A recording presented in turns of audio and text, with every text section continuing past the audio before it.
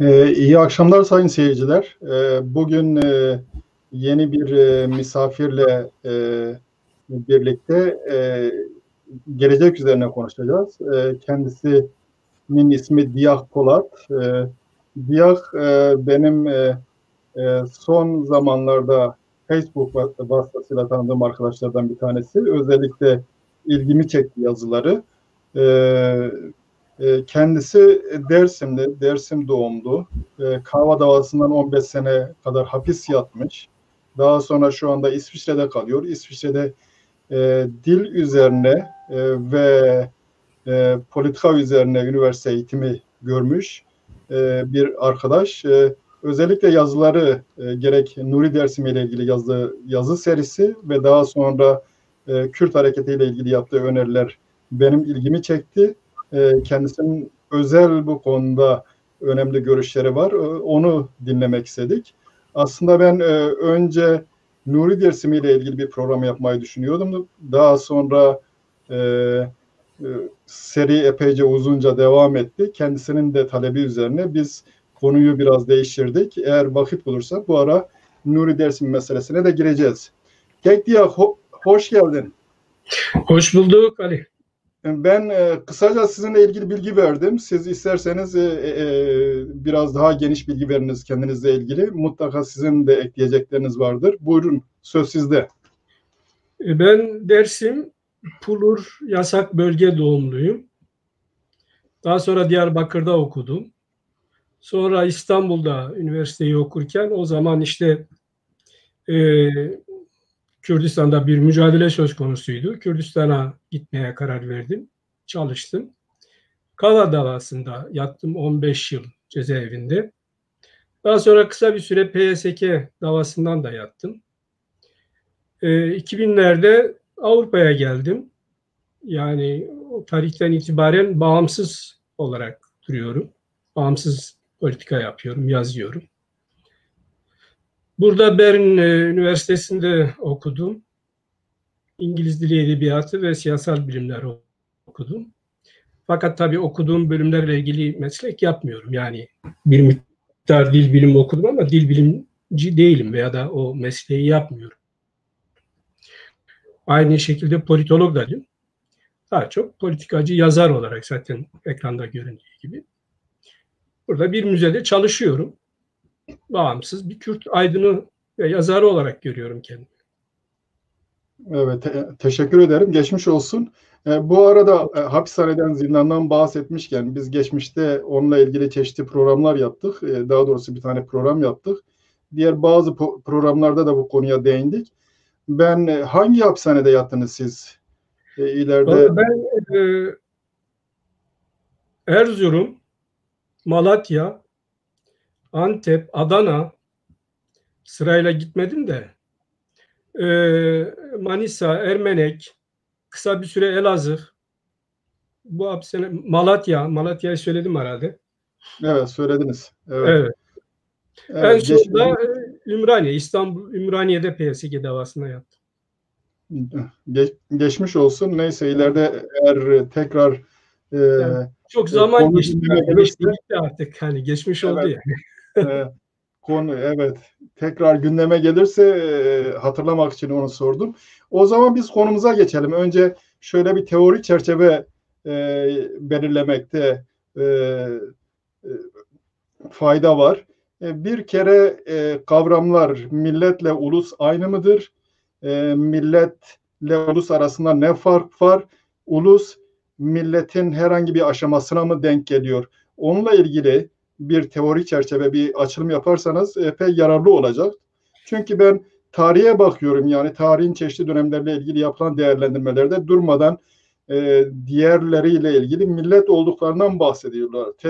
Milatın başlarından itibaren, belki de öncesinden nedir yani, niye bu farklılık nereden ileri geliyor? Ama bizim Kürt camiasında aynı şey gibi kavranıyor milletle ve ulus ve uluslaşma yeni bir şeymiş gibi ele alınıyor. Siz bu konuda biraz izleyicileri aydınlatırsanız faydalı olacak. Şimdi bu millet veya ulus konusunda siyasal literatürde de çok tartışmalar var. Onlara girmeyeyim. Çok bir hayli teorik konular, onlara girdiğimiz zaman sadece o konuyu, isterseniz bir gün sadece o konuyu tartışabiliriz. Kısaca sadece. Fakat aynı şekilde Türkiye'de de, yani geleneksel olarak Türkçe'de diyelim, bu konuda kavram kargaşalığı da var. Yanlış anlamlandırmalar da var. Ben kelime olarak, yani kavram olarak milletle ulusun aynı olduğunu, millet Arapça kökenli, ulus ise sonradan Türk dil bilimcilerinin şey yaptığı bir kelime, ürettiği bir kelime, millete karşılık olarak ürettikleri bir kelime. Evet. Ama şimdi bu ulus veya millet ve daha önceki kategorileri olarak benim okuduklarımdan şöyle bir sonucu çıkardım.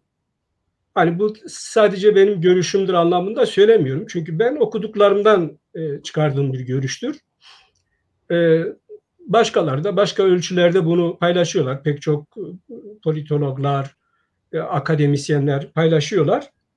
Ama çok yaygın biçimde değil. Benim anlayışıma göre millet öncesi, yani millet veya ulus 15. ve 16. yüzyılın bir olgusu olarak yeni bir kültürel uygarlığın, yeni bir dönemin, yeni bir çağın ürünü olarak ortaya çıkmış bir olay, bir siyasal, sosyal olay. Öncesindekine halk demek lazım. Yani 15. dünya üzeri itibariyle söylüyorum. Biz Kürtler bakımından biraz daha farklı. Ona da geleceğim. 15. ve 16. yüzyıl öncesindeki bütün topluluklar yine bir siyasal birlikleri vardır. Hatta bunlar işte bazen yine kendilerine millet derler, örneğin İngiliz derler, Fransız derler, Alman derler. Ama bana göre halk kategorisindedir. Halk kategorisi de bir siyasal kategoridir. Siyasal birlik kategorisidir. Fakat henüz ulus değildir. Çünkü ulus bambaşka bir şey. Biraz sonra söyleyeceğim. Bambaşka bir faktör giriyor orada ortaya. Bizde uluslaşma 19. yüzyılda başlıyor. Bu çok açık. Yani Osmanlı'nın Kürt beyliklerini tasfiye etmesine karşı Kürt beyliklerin direnişiyle başlayan bir ulusal direniş var. Ama modern uluslaşma anlamında, biraz sonra açıklayacağım modern uluslaşma anlamında 19. yüzyılın sonlarında, yani genelde bu Kürt gazeteciliğinin başladığı ve modern Kürt ulusal hareketinin başladığı, yani bireyler olarak bir araya gelip bir ulusal hareket oluşturmaya başladıkları, sonra da işte Kürt Hali Cemiyeti ve diğer örgütler biçimde, Azadi vesaire gibi gelir o örgütler. Orada başlar bizde. Yani 19. yüzyılda başlar ama esas modern anlamda hani bireylerin, çeşitli bölgelerden bireylerin bir araya gelip kendilerini ulus olarak tanımlamaları. Şimdi ulus, sen İngiltere'desin, nasyon den gelme. İlk olarak İngilizler bunu kullanıyorlar, bu kavramı. Yani kavramın daha eski bir ifadesi var. Çeşitli Avrupa üniversitelerinde falan var. Avrupa üniversitelerinde gelip yabancı ülkelerden gelip okuyan insanlara öyle bir hitap yapılıyor.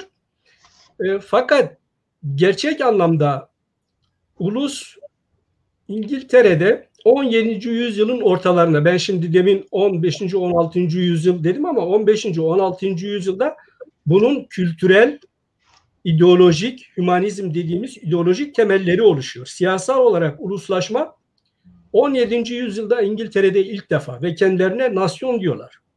Bunlar İngiltere'de çeşitli bireylerin, yeni tip insanın, yeni tip bireyin bir araya geldiği ve bir araya gelip bir siyasal birlik oluşturuyorlar ve kendilerine nasyon diyorlar. Yeni bir topluluk bu. Eski topluluklardan farklı. Bu topluluğa deniyor. Bu topluluğun özelliği ne? Bu topluluğun özelliği bir, birey eski geleneksel toplumsal yapısından kopmuş. Geleneksel toplumsal yapı genelde şöyledir. İnsanın insana bağımlılığı vardır o topluluklarda. Fakat yeni tip bireyin özelliği şudur. Bir, özgürdür. bağımsızdır, egemendir ve kendi birey olarak kendi egemenliğini icra etmektedir. Herhangi bir inayet veya herhangi bir üst hiyerarşiye bağlı olmaksızın. Ve daha önemlisi evrenseldir. Yani evrensel ölçekte kendisini gerçekleştirmek istemektedir. Milletin özü de bu. Fakat tabii bu hani öz bu. Hani diyorlar ya işte mesela Marksistler diyorlar özü pazar meselesidir. Veya toprak meselesidir. Veya işte yani çeşitli milliyetçi şeylere yönelik işte başkasının pazarına başka ırkları ezme bilmem ne bin bir türlü şeyleri vardır bunlar. Bunların hiçbir özü değil bunlar. Bunlar yan ürünleridir. Yan sonuçlarıdır. Esası şudur. Bir toplulukta bireyin tabii halk olan bir toplulukta her toplulukta değil. Çünkü etnik topluluklarda bu olmaz. Evet çok küçük azınlık topluluklarda, kültürel topluluklarda bu olmaz. Halk özellikleri olan. Çünkü halkın da bir geçmişi vardır, bir tarihi vardır. Mesela bizde halklaşma İslam, Bizans ve Fars üçgeninde İslam'ın ortaya çıkmasından sonra halklaşma başlıyor ve Kürt halkı dikkat et tarihte yazılı olarak da o tarihlerden itibaren aşiretlerimiz artık aşiret ismiyle değil Kürtler olarak Kürt aşiret veya Kürt veriliyor ismi. Biz halklaşmaya başlıyoruz o zaman. Dünya üzerinde genel olarak bu böyledir. Yani sanmayın ki hani Kürtler geç mi halklaştı? Hayır. Senin bulunduğun en işte erken uluslaşmış ve en çağdaş olarak gelişmiş bir ülke olan İngiltere'de de halklaşma aşağı yukarı o tarihlerde başlamış. Hatta ben İngiliz Dili Edebiyatı okuduğum için İngiliz tarihini de okudum tabii. Yani 9. yüzyıldan 10. yüzyıldan başlatırlar. Ünlü Arthur'dan falan ki biraz da efsanedir yani. Halklaşmalarını. Tabii bazıları buna millet falan da diyor ama milletleşme değil tabii. Milletleşme demin söylediğim gibi 17. yüzyılda ortasında hem de başlayan bir olaydır. Şimdi bizde de halklaşma İslam'ın ortaya çıkmasından sonra oluşan konjektürde siyasal ortamda oluşmuştur. Çünkü bunlar bir takım tarihsel siyasal gelişmelere bağlı. Yani biz pekala Farslarla da ortak bir ulus veya ortak bir halklaşmaya gidebilirdik tarihsel olarak ama gitmemişiz. Sonradan gelen Türklerle de olabilirdik ama hiç gitmemişiz. Çünkü kültür farklı, dil farklı bir hayli. Ve bizim de uluslaşmaya başlamamız 19. yüzyılın sonlarında yani bu özgür, egemen ve evrensel bireyin ortaya çıkması.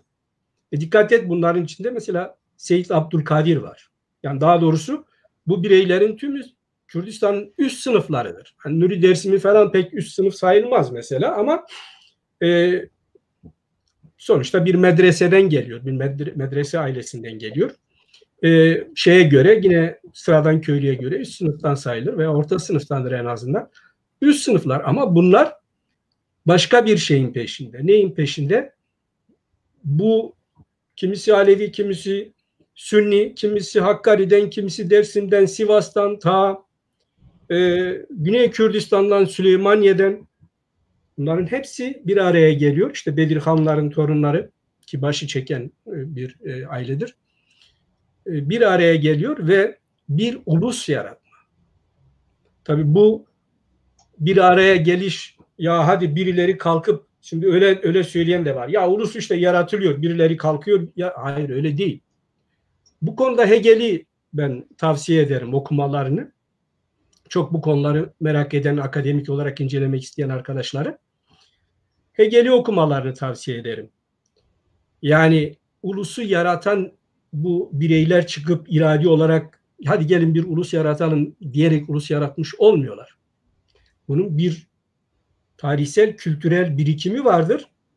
O tarihsel kültürel birikim bu bireyleri yaratıyor. Bu bireyler de onun ihtiyacı yani son derece materyalist bir yorumdur bu. O ihtiyaca göre kendilerini bambaşka biçimde tarif ediyorlar. Eskiden bir aşiret içinde tarif ederken, eskiden bir köy içinde, bir topluluk içinde, bir cemaat içinde veya herhangi bir lonca içinde kendini tarif ederken şimdi bambaşka bir düzlemde kendilerini tarif ediyorlar. Bu düzlem evrensel bir düzlemdir. Yani bütün insanlıkla birleşme düzlemidir. Bireyin egemenliği, ben egemen olacağım. Herhangi bir hiyerarşiye bağlı olmayacağım ve özgür olacağım. Böyle bir düzlemdir. Dolayısıyla aynı zamanda hani evrensellik anlamında internasyonaldir. Esas internasyonalizm de budur yani. Onu da söyleyeyim. Yani şimdi ben Marksist gelenekten gelen biriyim. Hem de öyle bir Marksist gelenekte. Ortodoks Marksist.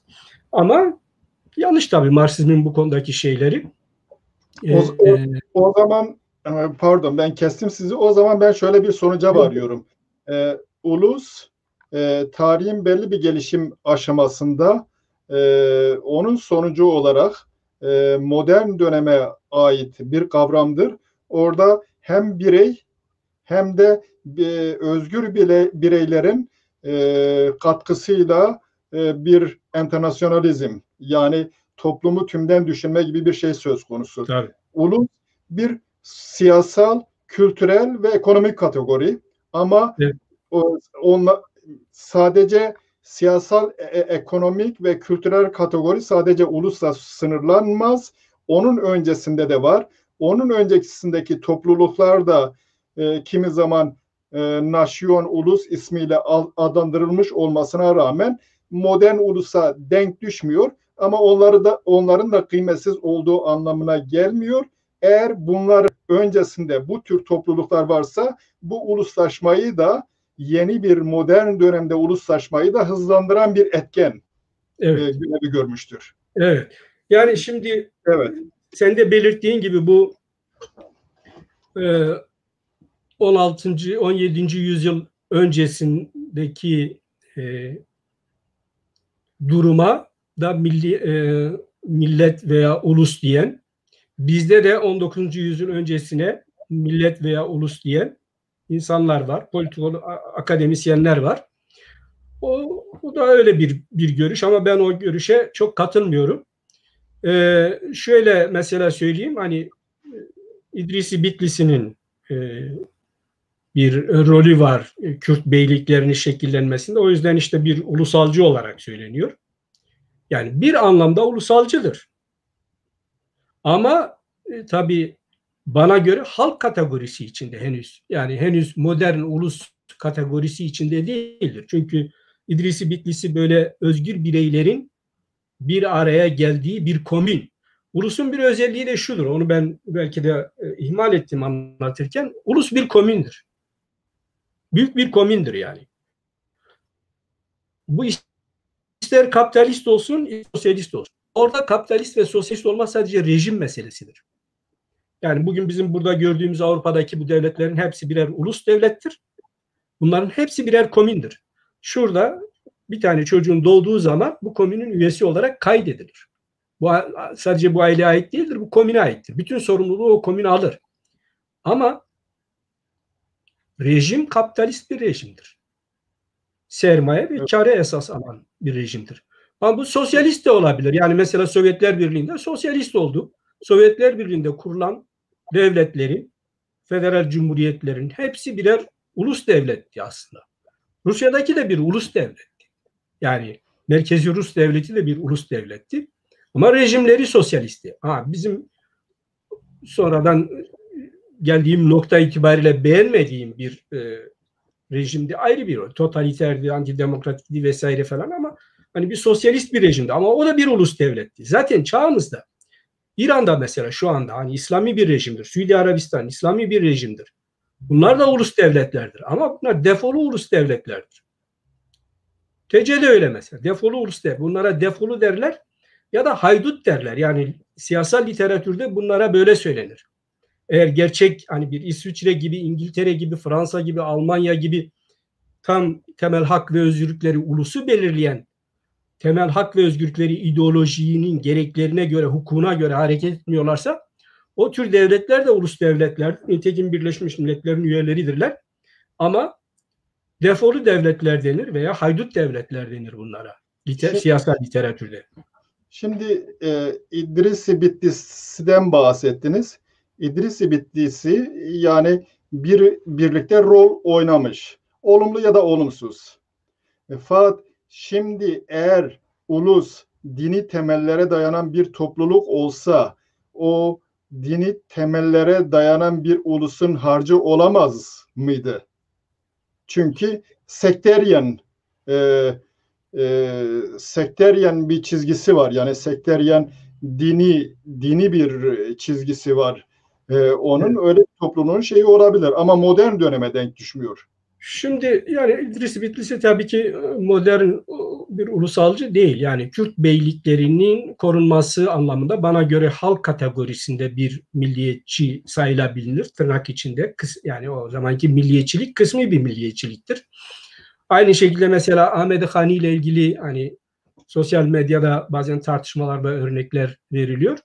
Orada da yine Ahmet Hani bir milliyetçi midir? O zaman milliyetçilik o zaman var mıydı? Elbette bir milliyetçidir ama bir halk kategorisi içinde. Yani bir henüz Ahmet Hani'ye ki Ahmet Hani hani başımızda bir kral olsun vesaire falan gibi bir halk kategorisi içinde onu düşünür. Tabii ki bir milliyetçidir ama bu modern anlamda evrensel, özgür ve egemen bireylerden oluşan bir komün fikri henüz yoktur. Evet. Anlatabildim mi? Tabii şöyle bir şey de var. İdris-i Bitlisi'den bahsetmiş iken ya bu Rey halk inancında bulunan beyliklerin dağıtılması, biliyorsun Osmanlı bir taraftan birilerini ayakta tutarken Rey halk bölgesinde bulunan beylikleri de dağıtıyor.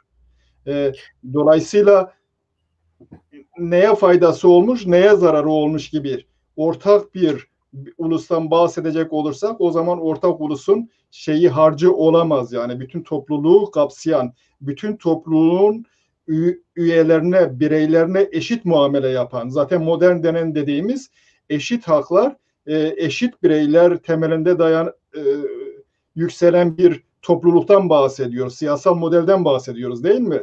Bu nedenle şimdi oraya tabii girersek esas konunun çok gerisinde kalırız ama ben şunu söyleyeyim. Yani İdris-i Bitlisi'nin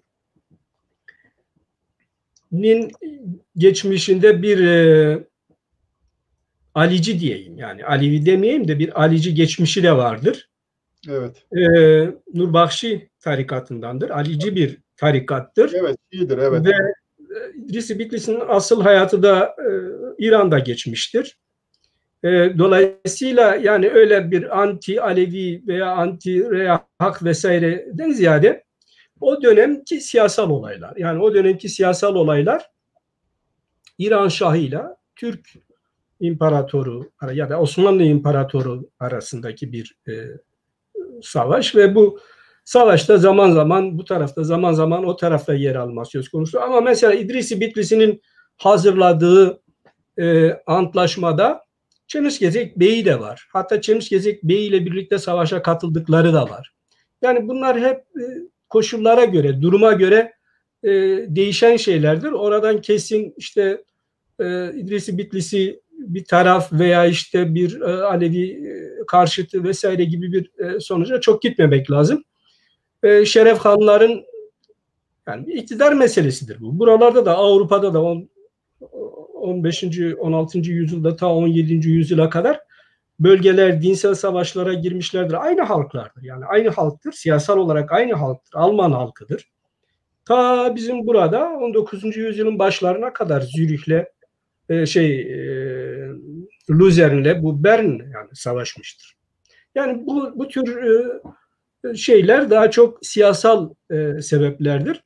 Ama halk olarak, kategorik olarak, halk olarak bizim halklaşmamız İslam'dan sonradır. Tabii ki halklaşma öyle bir günde olmuyor. Bir siyasal süreç itibariyle oluyor. Ama biz şunu görüyoruz. Yani 10. yüzyıldan itibaren Kürt beyliklerinin şekillendiğini, bu Kürt halk kategorisi üzerinde siyasal olarak Kürt beyliklerinin şekillendiğini görmeye başlıyoruz. Halklaşmanın zirvesi oluyor. Ve hemen 13. yüzyılın başında da Çemişgezek'te de bir Kürt beyliğinin şekillendiğini görüyoruz. Çünkü 12. yüzyılda Eyyubilerin yarattığı bir siyasal coğrafya var ve o siyasal coğrafya gerçekte hani söyleniyor ya bu işte Eyyubi, Selahaddin Eyyubi işte İslam'a hizmet etti, Kürtlere hizmet etmedi. Yani belki de oturup ben bu Kürtlere bir hizmet edeyim diye bir karar almış değil ama sonuçta rengini veriyor. Nasıl Osmanlı hani kendisini de Türk de saymıyordu ama Türklere bir hayli alan açtı. Eyyubilerin yarattığı siyasal coğrafyada gerçekte Kürt beylikleri bir hayli palazlanıyorlar. Bunlardan biri de Çemişgezek Beyliği'dir. Çemişgezek Beyliği bildiğin gibi bir yani Kürdistan denince akla gelen bir beylik gibi bir Kürdistan'ın rengi de var. Evet, dün ben okudum. Vildan'a ait bir soru vardı. Onu evet. Halklaşma ne demek? Halk bildiğim kadarıyla sosyolojik bir kavramdır. Ama halklaşma ne demektir? Maalesef bilmiyorum. Aydınlatabilir misiniz? Kolay gelsin. Başarılar. Halklaşma ben şöyle alıyorum. Yani bunlara dediğim gibi bir sürü politolog bu düzeye de ya da bu tarihsel aşamaya da millet diyor.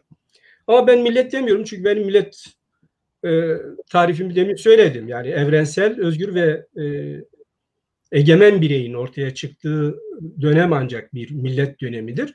Ondan önce toplumlarda bir siyasal birlik var. Yani tarihsel, kültürel, dilsel, toprak, coğrafya vesaire itibariyle bir birlik var işte. Mesela Kürtlerde dediğim gibi İslam'dan sonra başlayan bu birliktir ve bir Kürt halkı ortaya çıkıyor. Bu anlamda bir halklaşmadan bahsediyorum ben. Yoksa Siyasallaşmadan o bahsediyorum. şeyi sosyolojik olarak hani halk diye çeşitli sınıf ve tabakaların konulduğu egemen sınıflar dışındaki kastettiğim o değil.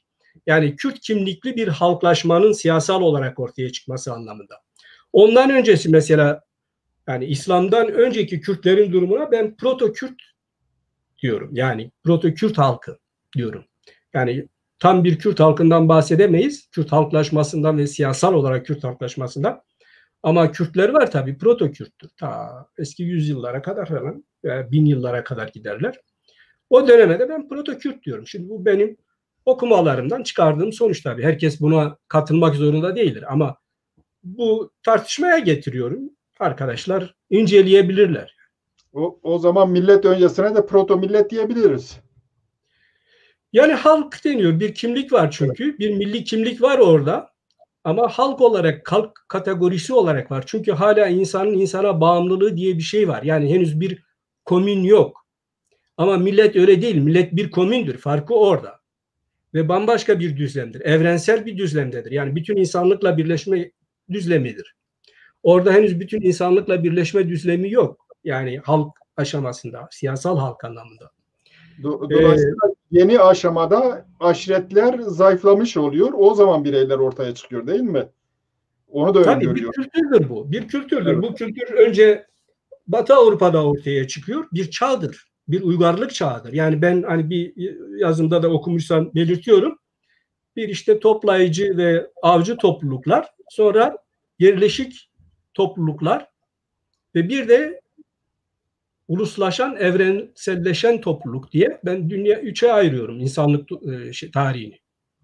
Evet. Hani o eski Marksist şeyi gel komünal köleci toplum, feodal toplum onu ben doğru bulmuyorum. Yok da öyle bir şey yani şey yok. Hani köleci toplum yani biraz belki de hani şey olsun diye biz Mao'yu falan eleştirdiğimizde ya Mao demiş köleci toplum bizde yok olur mu? Ne biçim anti Marksist falan? Yok yani. Şimdi Marx tutmuş böyle bir tablo çıkarmış ama yok yani. Şimdi evet şeyler sosyalisttir mesela bu Karmatiler kendi aralarında Bahreyn'de bu uygulamaya sokuyorlar. Kendi aralarında gerçekten bölüşümcü bir toplum oluşturuyorlar. Ama bunların ilginç bir özelliği var tabii. Biliyorsun bölüşümcü toplum oluşturabilmek için üretim gerekli. Üretimi sağlayan siyah zenci köleleri var. Epey Evet. büyük sayıda. Dolayısıyla hem sosyalist olup hem de köle sahibi olabilmek mümkün. Şeyin sorusu vardı. E, e, Salim'in bir sorusu var. Geçerken bu soruya da cevap verelim. Ondan sonra diye ikinci noktaya geçeriz. Ulus özellikle Salim bu konularda tartışıyor. Ulus teorisinde modernist, premordalist ve etnosembolist gibi üç temel görüş vardır. Konuşmacı kendisini hangi görüş çerçevesinde ifade ediyor? Hiçbirinde ifade etmiyorum. Evet, Hiçbirinde ifade etmiyorum. Çünkü bu görüşler yani hani bu görüşlerin hepsi yanlıştır, çürüktür vesaire atalım demiyorum. Hepsi de akademik değerleri olan görüşlerdir. Ama ben kendimi demin söylediğim çerçevede ifade ediyorum. Ee, Çünkü şu yani mesela modernistlerin önemli bir çoğunluğu Marksizmin etkisinde. Yani çoğu da Marksisttir zaten. Yazmışlardır. Nedir ulus?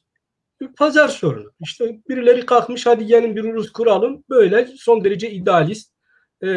Ve tabii Kürdistan'a indiğin zaman da yani Kürtlüğü reddetmeye kadar giden şeyler. Yani şimdi biz Hani şimdi bu senin programında da ben gördüm.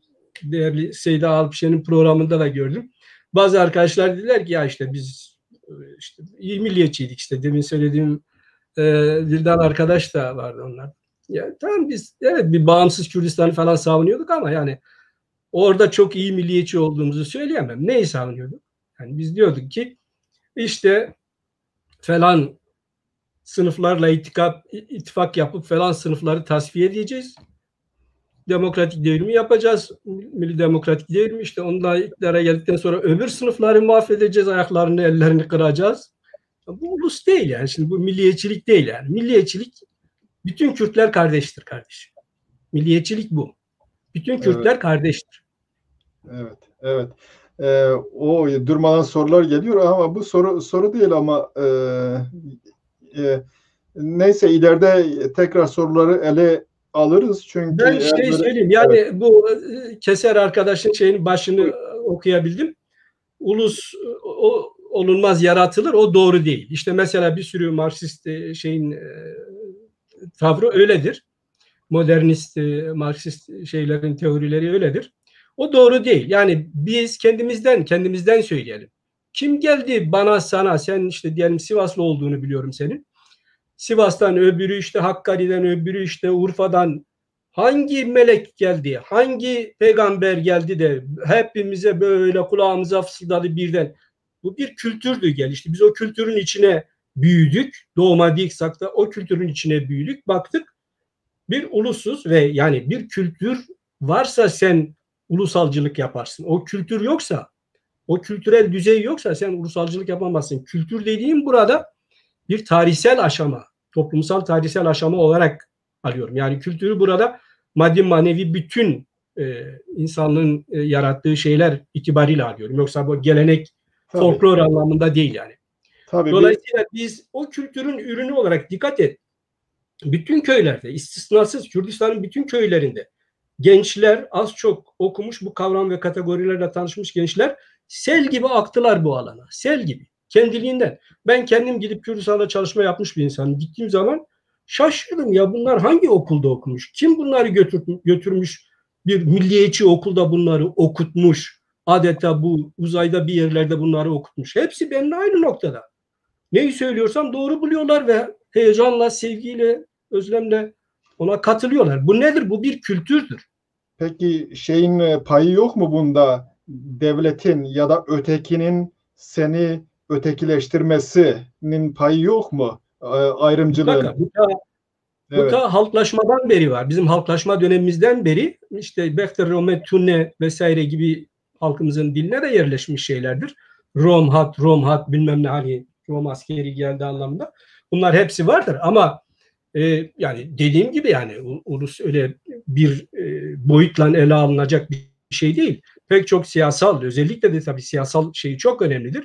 Kültürel boyutu vardır. Yani kültürel olarak neden mesela biz Kürt Aleviler, mesela Türk Alevilerle değil de yani Kürt olarak kendimizi bir uluslaşma içinde gördük, hissettik.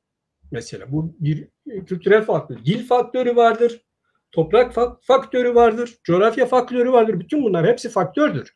Ama bazıları bunu esas alır. Bu esas değil. Benim esas aldığım bireyin evrensel, egemen ve özgür bireylerin bir araya geldiği bir komün. Budur ulus. evet. Şimdi zaten yeni bir soruya gelecektik. Seran Ayda sormuş. Benim soracağım soru da aslında onunla ilgili. Şimdi bir kendisine Kürt Partisi diyen ya da Kürtlerin desteklediği bir dizi parti var. Onlardan en büyüğü HADEP. Ondan sonra Hakpar var, PAK var, Azadi var, TKSP var. Benim daha bilmediğim bir dizi parti var. Siz buna rağmen bir alternatif yaratılmasından bahsediyorsunuz. Bunlar alternatif değil mi? Alternatif derken neyi anlatmak istiyorsunuz? Onu açabilir misiniz siz? Evet. Şimdi şöyle yani, benim tabii cezaevinden çok canciğer arkadaşlarım var Apocu hareket içinde. Önce ya bir açıklama daha yapmam gerekirdi. Onu atladım. Şimdi açıklama deyince aklıma geldi. Evet. izleyen arkadaşlar diyebilirler ki ya sen hani bir Kürt alternatifinden bahsediyorsun ama Türkçe konuşuyorsun. Şimdi maalesef durum şu. Yani ben ana dilim Kırki, Dımılki ya da Kırmançki. Kurmancı da biliyorum ama Kurmancı bu kadar bu konuları böyle çok akıcı biçimde kendimi ifade edecek ölçüde bilmiyorum. Dımılki'de ise kısmen söyleyebilirim. Çünkü bazı kavramlar henüz Dımılki'de çok şey olmuş değil. Ama Dımılki'de tabii ki daha akıcı biçimde kendimi ifade ederim. Ama şimdi ben Dımılki'de ifade etsem Kurmancı arkadaşların kaçı bunu anlayacaktır? Dolayısıyla bu mesele benim eksikliğim değil, genel olarak biz Kürtlerin eksikliğidir. Şimdi bizim şunu yapmamız lazım, işte bir alternatif de bu. Bizim bir hareket veya parti oluştururken aday olan insanın kuzey itibariyle söylüyorum, İkinci dili mutlaka anlayacak derecede öğrenmesi lazım. Bunu öğrenmemişse aday adayı olarak kalır. Üye olamaz. Böyle bir şeyi getirmemiz lazım. Ben nasıl şimdi Kurmancı'yı anlıyorsam Kurmancı bir arkadaş da ben de mülki konuştuğum zaman rahatlıkla anlayacaktı. O zaman problem olmaz. Yani biz rahatlıkla ben de mülki konuşurum, sen Kurmancı konuşuyorsun, aynı dili konuşuyor gibi oluruz. Dolayısıyla bu açıklamayı böyle yapayım. İkinci açıklamana senin sorunla bağlantılı olarak bir açıklama daha yapmak zorundayım. Ben şimdi bu konuşmam boyunca apocu hareket kavramını kullanacağım. Yazılarımda da o kavramı kullanıyorum. Bunun bir kısmı yasallıkla ilgilidir. Yani kendimle ilgili bir yasallık probleminden dolayı değil, kastettiğim kesimlerle ilgili bir suçlama. Çünkü hani PKK illegal vesaire diye bir sürü ülkede de öyle, sadece Türkiye'de değil. Ama esas yani şu, şimdi 1970'lerde biraz bu apocu falan böyle hani küçültücü anlamında kullanılıyordu. Şimdi öyle değil. Şimdi apocu paradigma olarak görüyor ve PKK'nin önderleri, yani bu Kürt Özgürlük Hareketi diye ifade ettikleri hareketin önderleri biz apocuyuz. Apocu paradigma ve apoculuğu kullanıyorlar yani. Dolayısıyla ben de şimdi yani hani PKK tabii başta var ama PKK dışında da, yani PKK'li olmayıp da apocu paradigmaya inanan ve ona göre davranan partiler var, sivil toplum örgütleri var, bir takım kuruluşlar var. Avrupa'da, Türkiye'de, dolayısıyla bütün bunların hepsini kapsayan anlamında söylüyorum. Şimdi cezaevinde canciğer olduğum bir sürü apocu arkadaşlarım var. Dışarıda da yine tanıdığım arkadaşlarım falan var. Onlar mesela diyorlar ki ya ne gereği var böyle bir alternatife? İşte bir hareket oluşmuş, yüz binler, milyonlar peşinde. İşte hareket yürüyor. Bizim buna destek vermemiz lazım. Apocu olmayıp da sıradan, bağımsız insanlardan da böyle şeyler duyuyorum. Diyorlar ki yani bir alternatif hem imkansızdır hem de gerek yok. Zaten bir hareket var, yürüyüp gidiyor. Biz işte buna destek verirsek Kürtler için daha iyi olur. Şimdi yani benim şimdi tabii bu hareket gerçekte bir mücadele veriyor. Şu anda hani Afrin'den ta Doğu Kürdistan'a kadar kuzeyin bütün alanlarında boğuşuyor Türk sömürgeciliğiyle. Onun dışında zindanlar dolu. Yine bu apocu harekete bağlı insanlar hala tutuklanıyorlar. Böyle yüksek bedeller veriliyor. Fakat yani gerçekten bu hareketten bu kadar bedel, bu kadar mücadele, ki biz de doğru bulduğumuz şeylerini destekliyoruz. Mesela işte HADEP bir sürü seçimlerde, hemen hemen her seçimde destekledim. Haklı tepkilerini, haklı doğru bulduğum eylemlerine de katılıp desteklediğim oluyor. Temel insan hak ve özgürlüklerine ilişkin, ana dilimize ilişkin vesaire. Ama gerçekte bu hareketin biz hepimiz peşine takılırsak bize Kürtlerin temel hak ve özgürlüklerine ilişkin sonu getirebiliyor mu? Getirecek mi? Ben bakıyorum getirmiyor. Nasıl getirmiyor? Bizim bu hareketten asgari beklediğimiz şu: Kürtlerin ana dilinin, ana dilde eğitiminin kabul ettirilmesi ve Kürtlerin kendi kendini yönetmesi. Bu yönetme çok dar bir otonomi olabilir, iyi bir otonomi olabilir, federasyon olabilir, konfederasyon olabilir, bağımsızlık olabilir ama bir biçimde Kürtler kendi kendini yönetsin. Bir, ikincisi ana dilde eğitimimiz garanti altına alınsın.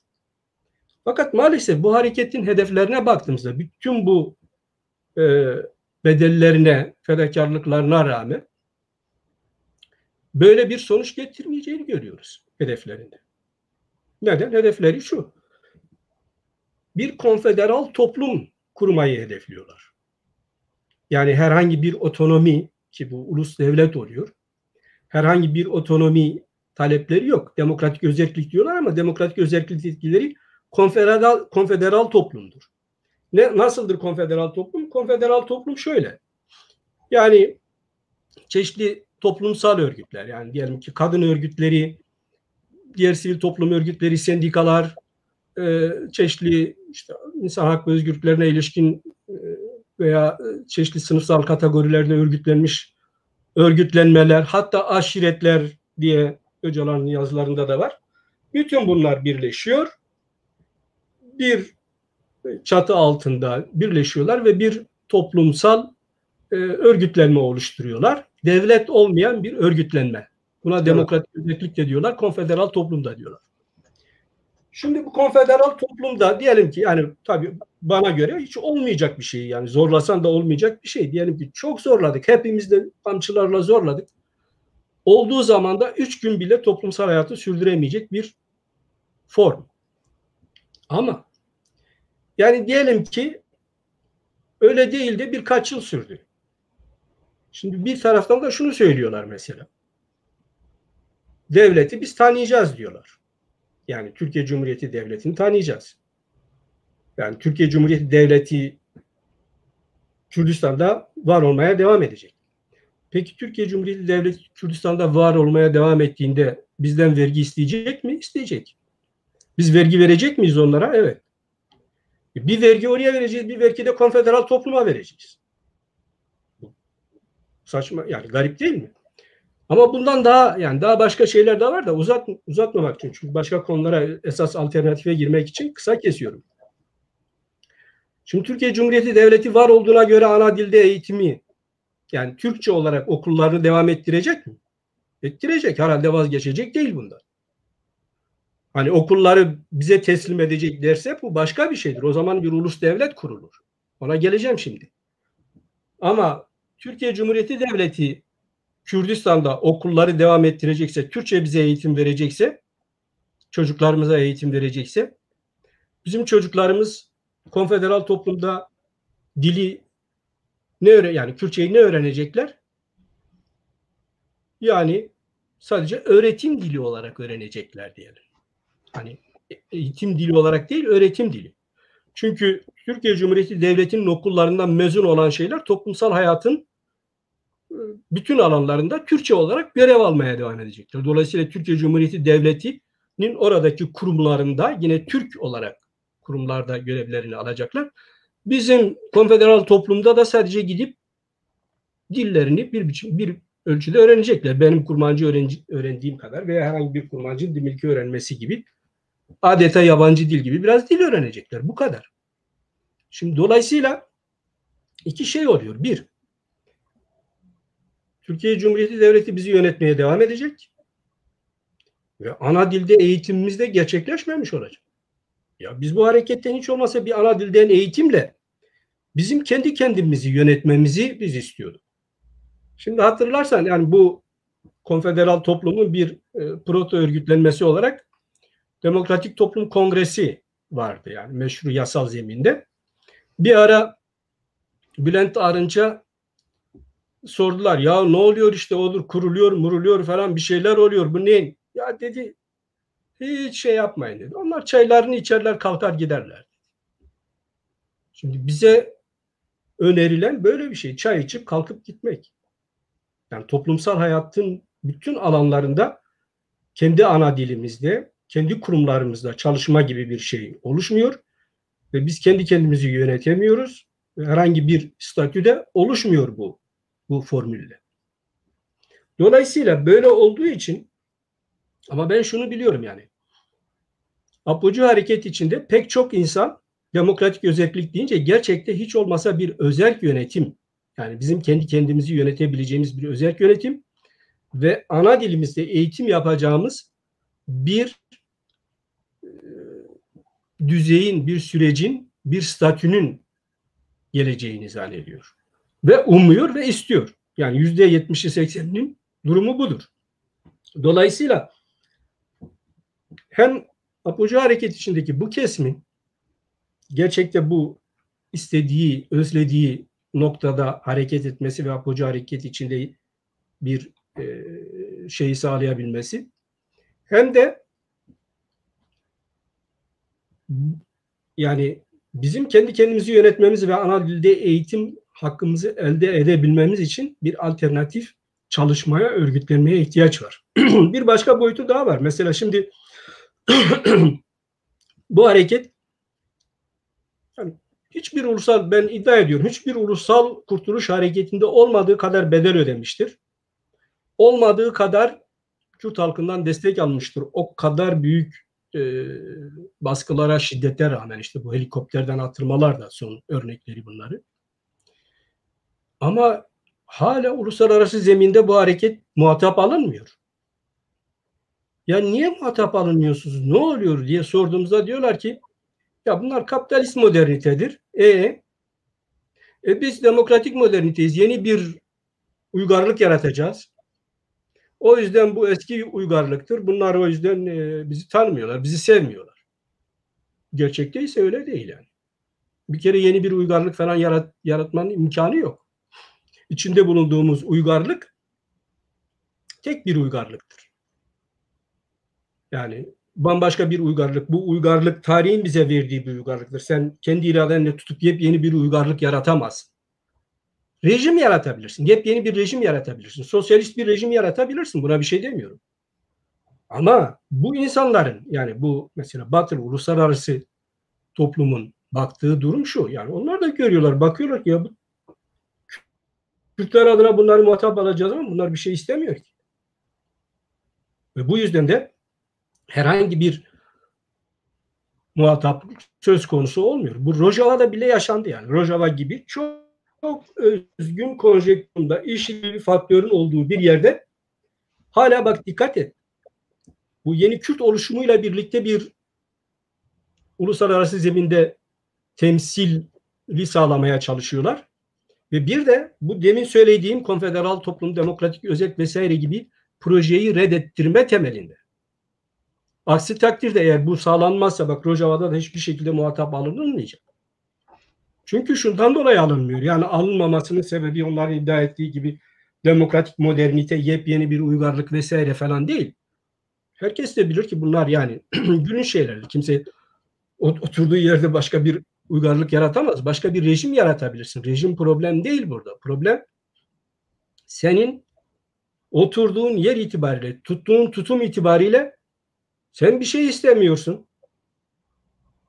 Merkezi devlete Rojava Kürdistan'ı teslim edeceğini söylüyorsun. Yani bunu bütün PYD, YPG için söylemiyorum. Çünkü biliyoruz ki içlerinde öyle düşünmeyen, yani en azından otonom veya özerk bir ulusal devlet. Bunların hepsi ulusal devlettir, o arada söyleyeyim. Yani eğer kendi ana dilinde eğitim yapıyorsan ve kendi kendini yönetiyorsan o bir ulusal devlettir. Ama bu otonom olabilir. Çok dar bir otonomi bile olabilir. Federal olabilir, federasyon olabilir. Bunlar hepsi ulusal devlettir. Böyle bir şeyi savunduğun takdirde tabii ki o zaman muhatap alınırsın. Yani o yüzden bir de böyle bir muhataplık boyutumuz var. Biz Kürtlerin uluslararası zeminde böyle bir muhataplığı sağlamak ve aynı zamanda ülke içinde kendi kendimizi yönetmek ve ana dilde eğitimimizi sağlama temelinde yeni bir program etrafında bir araya gelmemiz gerekir. Bu hani bazı arkadaşlar sosyal medyada falan yani işte peki Apocu hareketi falan tümüyle dışlayıcı, ben öyle yaklaşmıyorum. Yani o hareketle de dost ve ilişki içinde, o hareket içinde de bir dönüşümün, bu yönlü bir dönüşümün sağlanmasını gözeterek. Çünkü bütün Kürtler demin söylediğim gibi bana göre kardeştir. bizim hepimizin oturup aklı başında uluslararası zeminde kendi çıkarlarımızı net bir şekilde savunacak biçimde böyle bir gelişmeyi sağlamamız gerekiyor. Şimdi yeri gelmişken bir konuya da değineyim. Siz demokratik özellikler, konfederalizm, dünyada denenmemiş, karşılığı olmayan, başarılı olduğuyla ilgili de örneği bulunmayan bütün modeller son derece sorunlu olan, ekonomik ilişkilerin düzeyi geri olan, bir dizi problemi olan Kürtlere savunduruluyor. Geçmişte aynı şekilde yani bizim generasyonumuz da biliyorsun Kürdistan'da dünyanın en ileri komünizmini yaratmak istedi. Herkese emeğine göre, herkese ihtiyacına göre, herkesin yeteneğine göre gibi bir şey.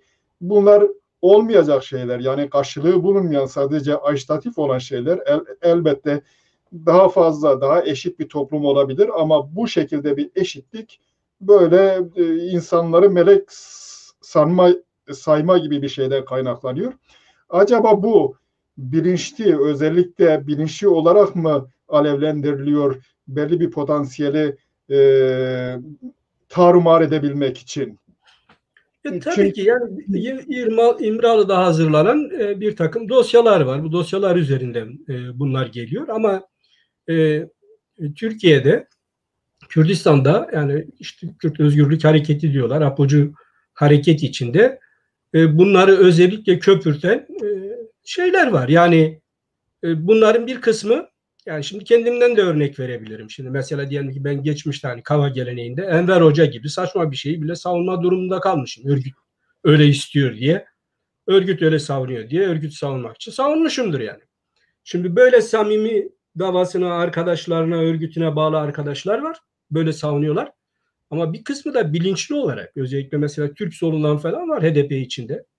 İşte Kürt Özgürlük Hareketi yeni bir uygarlık yaratıyor, yeni bir medeniyet getiriyor vesaire gibi böyle köpürten şeyler de var. Yani ideolojik ajanlık dediğimiz şeyleri yapan bir hayli Türk solundan şeyler de var, kesimler de var. Çünkü bunlar Türkiye'ci. Yani şimdi tabii ki hani Kürt Özgürlük Hareketi dedikleri Apocu Hareket'in bir özelliği de Türkiye'leşmek.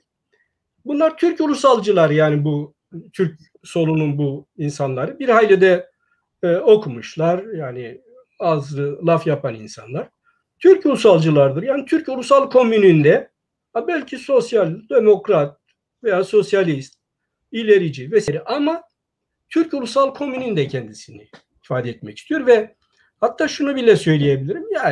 Yani Kürtlük bir folklor olarak yaşasın.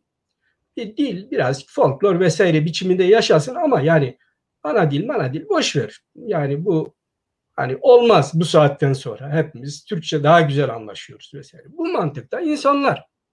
Yani ulus olarak bizim asimilasyonumuzu isteyen insanlar. Bütün Evet. bunların hepsinin katkıları var bu işte.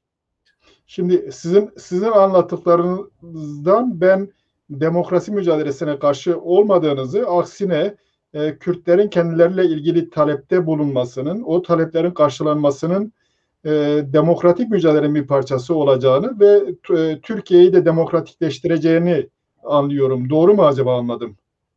Ben şimdi Türkiye'nin demokratikleştirilmesi değil. Yani demokratik mücadeleden yanayım tabii. Yanayım derken yani hani Kürtler şiddet gören, şiddete uğrayan her bakımdan, dilleri yasak, ayrıca polisiye bakımdan da yani güvenlik bakımından da kaba şiddet gören, kültürel olarak şiddete uğrayan her yanıyla, bütün hücrelerine kadar, psikolojisine kadar şiddet uygulanan bir topluluk. Dolayısıyla direniş olarak her türlü direnişe hakları vardır. Yani direnişleri meşrudur. Şu veya bu şekilde ona karşılık vermede şeyleri meşrudur. Ama şimdi bu bir yeni hareketin hangi tarz ve yöntemleri izlemesi gerektiği babında soruyorsa bu bir kere ortaya çıkan hareketin durumuna bağlı. Yani ben bu hareketi şöyle düşünüyorum.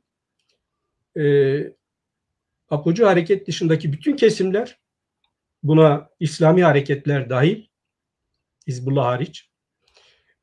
Onun sebebini de sonra açıklarım. Ve Apocu hareketten ayrılan on binlerce bağımsız kadro, siyasi insanlar var. Bunlar da dahil olmak üzere. Bu kesimlerden oluşan geniş bir hareket. Şimdi bazı arkadaşlar tabii yani bir parti çalışması içinde partilerini oluşturmuş olan arkadaşlar falan var. Bunların bir kısmını tanıyorum. Benim eski arkadaşlarım. Aynı zamanda birlikte çalıştığımız da olmuştur. Şimdi yani böyle küçük gruplar halinde hareket etmekle Kürdistan'ın bugünkü acil problemlerinin altından kalkmak hiçbir şekilde mümkün değil. Şöyle bir konjektür doğar. Yani çok büyük bir kaos doğar. Örneğin mevcut Apocu harekette büyük bir kaos, dağılma vesaire falan olur. Böyle sağlam bir çekim gücü oluşturan bir yapı bir yerde olur. İnsanlar der ki ya böyle bir yapı var, gelin hepimiz buraya yapışalım. Bu mümkündür tesadüfen. Yani böyle şeyler doğabilir. Böyle konjektürler, böyle şeyler de doğabilir. Bakarsın herhangi bir parti 3 yıl, 5 yıl sonra doğan bir koalisyon birden parlamış, öne çıkmış gitmiş. Ama böyle bir kaosun doğmadığı bir ortamda şu çok açık. Ki o kaostan da öyle bir parti, öyle çekici bir parti olacak mı olmayacak mı o da ayrı bir mesele. Şu çok açık. Yani bu küçük gruplarla bu olmaz. Eğer Kürt hareketi aklı başında hareket edecekse bütün bu demin saydığım kesimlerle birlikte bir hareket oluşturmayı gözetmelidir. Buna tabii mevcut partiler de öncülük yapabilirler, katkıda bulunabilirler. Bazı Kürt şahsiyetleri vardır. Yani isim şimdi vermem ne kadar doğru olur bilmiyorum. Bu şahsiyetler, aydınlar, hani bazı sanatçılar falan da oluşumlar ve girişimler yaptılar. Bazı sanatçılar, bütün bunlardan oluşan bir inisiyatifle böyle bir hareketi bence başlatmak gerekiyor. Bu hareket şimdi oluştuğu zaman, yani böyle 10 binlerden oluşmuş, Avrupa'da, ülkede oluşmuş bir hareket, tabii ki meşru zeminleri esas alacaktır. Bir takım şimdi olduğu gibi legal çalışmaları da olacaktır. Yani demokratik bir mücadele zemininde kalacaktır. Ama tabii şudur, yani biz geçmişte şöyle şeyler çiziyorduk. İşte efendim, işte halk savaşı, kırlardan savaşa doğru birinci aşama, ikinci aşama, üçüncü aşama falan. Şimdi bu tür stratejileri böyle önceden belirleme doğru bir şey değil. Yani doğru olan şu, herhangi bir politik momentte o parti, o kendi koşullarına göre, o politik momentin durumuna göre, şartlarına göre nasıl taktikler izleyeceği, hangi mücadele biçimini izleyeceği, hangi tarafa ağırlık vereceğini vesaire falan kendisi oturur kararlaştırır.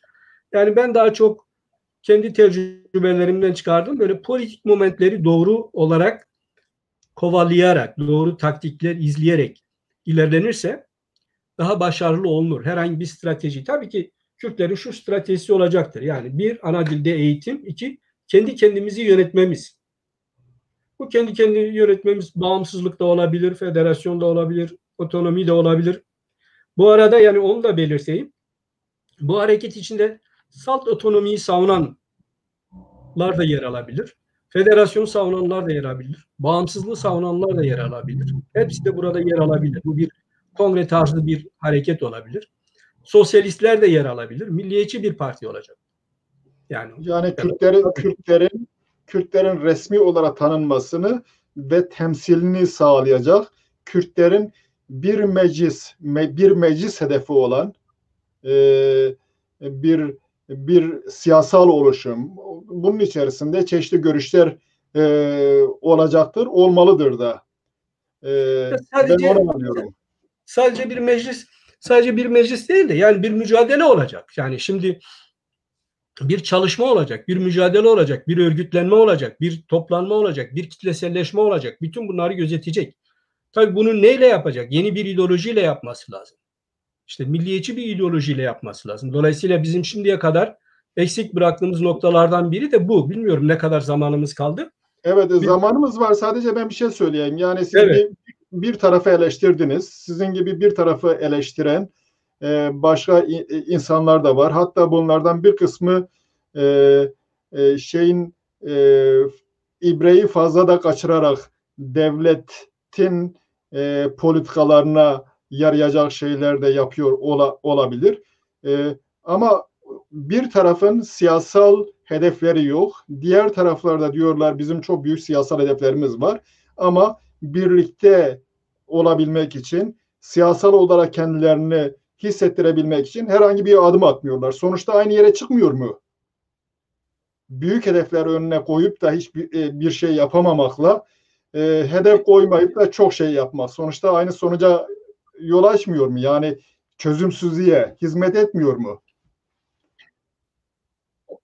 Onu diyeceğim. Yani şimdi biz geçmişte bu tür birlikler denemedik değil. Mesela PSK böyle bir birlikti. Daha önce, Evet. bizden önce de bir takım gruplar bir araya geldiler, bir takım birlikler oluşturdular.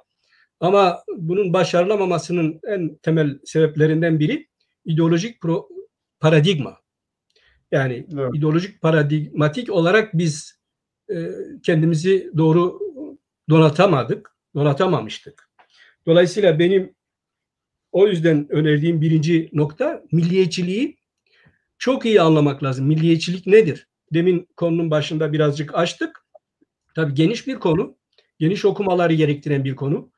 Bu aynı zamanda hani sadece siyasal partilerin değil, Kürt akademisyenlerin, işte öğrencilerin, üniversite öğrencilerinin de üzerinde durup incelemesi gereken ve tartışması gereken bir konu ve polemik yapması gereken bir konu. Şimdi mesela bugün Kürdistan'da iki hareket, biri Apocu hareket, işte milliyetçiliğe karşı. Öbürü mesela işte bir takım sosyalist hareketler. Biz esas olarak milliyetçi değiliz. İşte sınıf vesaire. Bir de İslami hareket var mesela. Milliyetçilik, yani Müslümanlığa karşıymış gibi, İslam'a karşıymış gibi. Oysa öyle değil. Yani milliyetçiliği çok iyi tanıdığın zaman şunu görürsün. Milliyetçilik ne sosyalizme karşıdır, ne İslam'a karşıdır, ne dine karşıdır. Aksine yani ulus devlet bütün bunları koruyan, kollayan bir siyasal projedir. Bütün bunların iyi bir şekilde kavratılması gerekiyor. Bir nokta bu. İkincisi, kendini katma diye bir problem var bu PKK dışındaki ya da Apocu hareket dışındaki hareketlerde. Yani kendilerini katamıyorlar. Neden katamıyorlar? Birincisi işte yine bu milliyetçiliğin varoluşsal ideoloji diye benim kategorize ettiğim ama başka bir şey de söylenebilir. Yani tarz olarak, anlayış olarak, üslup olarak siyasette biz nasıl davranacağız, nasıl hareket edeceğiz, nasıl kendimizi katacağız? Buna ilişkin üslup yetersizliği var, retorik yetersizliği var. Bu konuda bu hareketin kendisini donatması lazım. Bu konuda kendisini bu hareket donatmadığı takdirde de yine işte adam alıyor görev ama hiçbir şey yapmıyor, yani böyle dolanıp duruyor. Farkında da değil, yani yanlış bir noktada olduğunu, hani bir ulusal mücadelenin gereklerini yerine getirmediğinin farkında da değil. Ben dediğim işte silah alsın, fedai olsun vesaire falan değil. Fedailiğin çok çeşitli boyutları var. Yani sen okur, kendi kitlene akademik olarak, ideolojik olarak onun donanması, onun ideolojik deyim yerindeyse silahlanması bakımından katkıda bulunursan bu da bir fedailiktir. Ama gidersin kitlelere, gidersin topluma, gidersin çalışırsın, geceni gündüzüne katarsın, bu da bir fedailiktir. Yani bu tarz bir çalışmadan bahsediyorum ben. Yeni bir kültürden, ayrıca şu, yani bizim Marksist kültürden kendimizi birazcık şey yapmamız lazım. Yani yeni bir kültür, yeni bir kültürün ögelerinden biri olarak şunu söyleyebilir. Mesela hani şu da söylenebilir. Bu hareket, bu yeni bir hareket, bütün Kürtler kardeştir hareketi de olabilir yani. Hani mesela bir nickname dedikleri, yani bir takma ismi vardı işte. Apocu hareket kendisine Kürt Özgürlük Hareketi diyor. Bu hareketle kendisine bütün Kürtler kardeştir diyebilir. Yani herkese kardeşçe yaklaşmak lazım. Üslubu değiştirmek lazım. Bunun iki sebepten dolayı gereklidir. Birincisi, Kürt kardeşlik hareketi diyorsunuz. Kürt kardeşlik hareketi. bütün Kürtler kardeştir hareketi. Bütün Kürtler kardeştir. Buna işte Apocular falan da değil yani. Herkes dahil bunu. HDP, MDP falan herkes dahil. Böyle yaklaşmak lazım. Biz hepimiz kardeşiz ve hepimiz bir araya gelip birlikte ayrı ayrı gruplarda, ayrı ayrı ideolojik kulvarlarda da olsak, İslami, sosyalist, liberal, herkes bir araya gelip kendi temel hak ve özgürlüklerimiz etrafında birleşmemiz ve bunu elde etmemiz gerekir bir program etrafında. Böyle yaklaşmak lazım. Aynı zamanda yeni bir kültür, yani şimdi mesela Apocu Hareket'in kadın hareketine alan açması son derece olumlu bir şey olmuştur Kürdistan'da.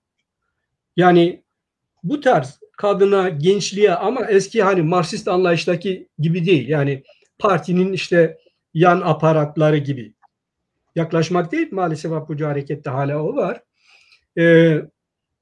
Yeni bir kültürle, yani bir genç, bir kadın bizim herhangi bir kurumumuza, herhangi bir ortamımıza, herhangi bir toplantımıza geldiği zaman yeni bir atmosferi hissetmeli. Orada özgürlüğün, demokrasinin, saygının, güzel hitabın, kardeşlik kültürünün, yepyeni bir üslubun, yepyeni bir oturmak kavramı. Yani şimdi mesela geçmişte biz kavga yapıyorduk. Birbirimizle kavgalıydık. Ben diyelim ki Rızgari Ala Rızgari'yle de kavgalıyım. Kavanın içinde de kavgalıyım. Hepimiz birbirimizle kavgalıydık. Şimdi bu bir kısmı bizim geleneksel kültürümüzden gelen bir şeydi ama daha çok da Marksizm'den öğrendiğimiz işte. Vay şu olacak, disiplin olacak, bilmem demir disiplin, işte farklı görüşler, işte tek doğru, hani tek doğru meselesinden kaynaklanan şeyler var. Tek bilimsel gerçek şey. Şimdi bütün bunları değiştirmemiz lazım. Bunları değiştirmemiz için de bunlar üzerinde düşünmemiz lazım. Yeni kültürümüz ne olacak? Yeni üslubumuz ne olacak? Yeni anlamlarımız ne olacak? Yeni değerlerimiz ne olacak?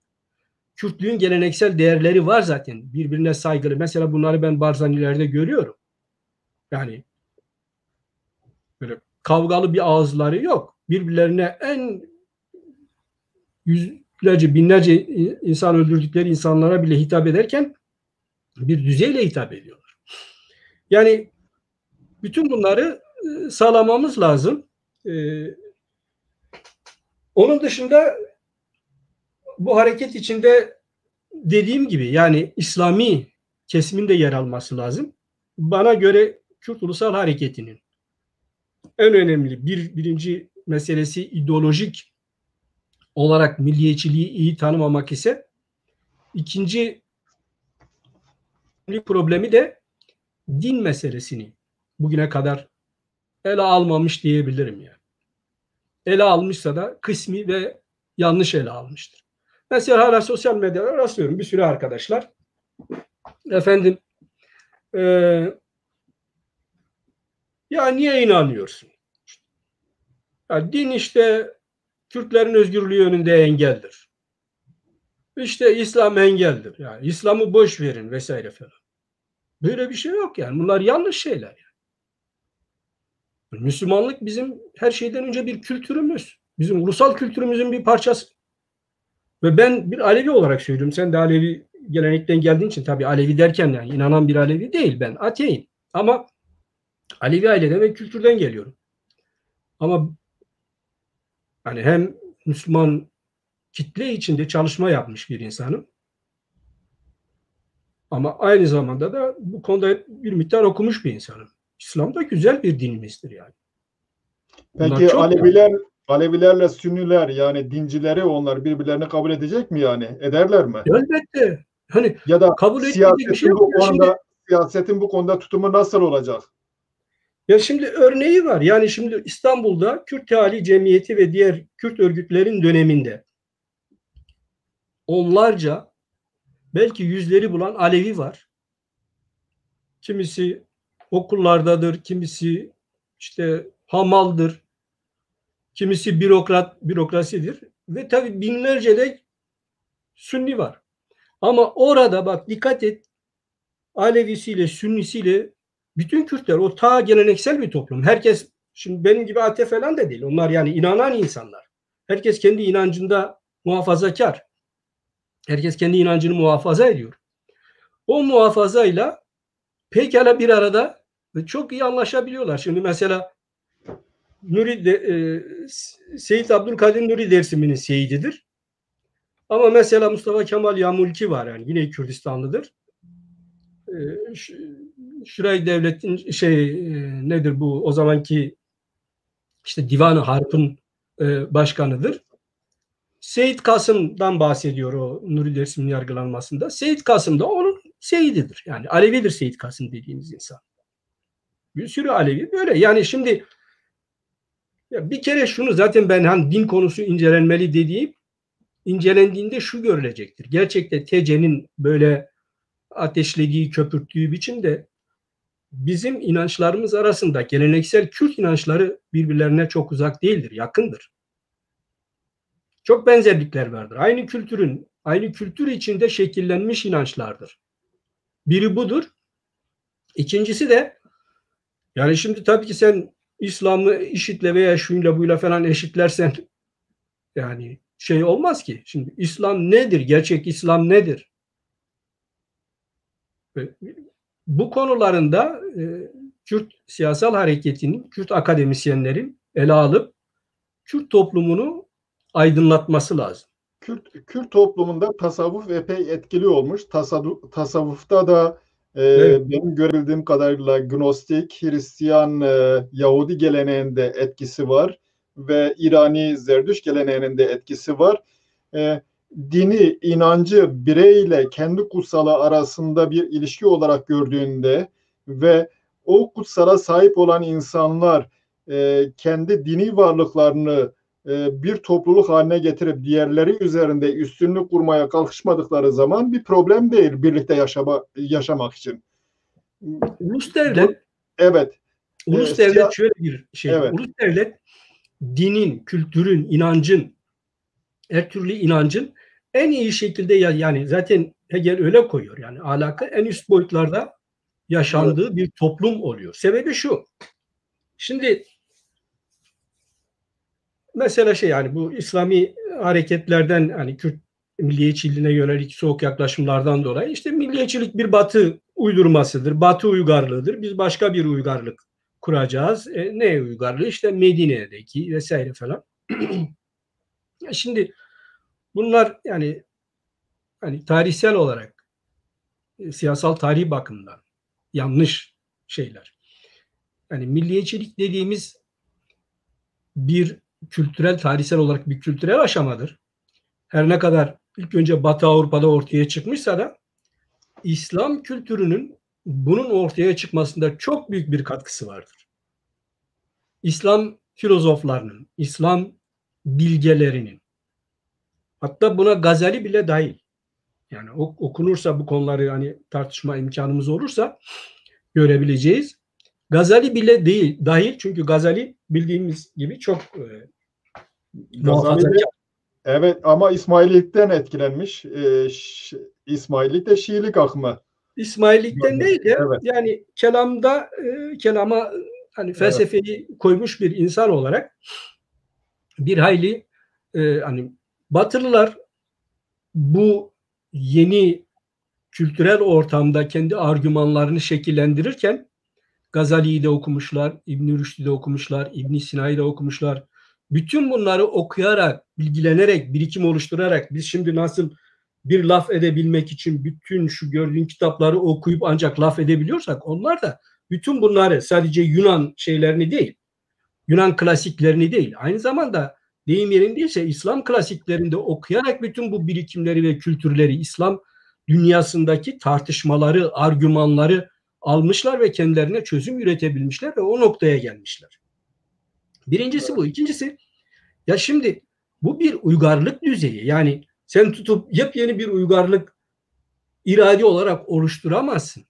Sen bu uygarlıkta İslam'ı yaşayacaksan bu uygarlıkta yaşayacaksın. Nasıl?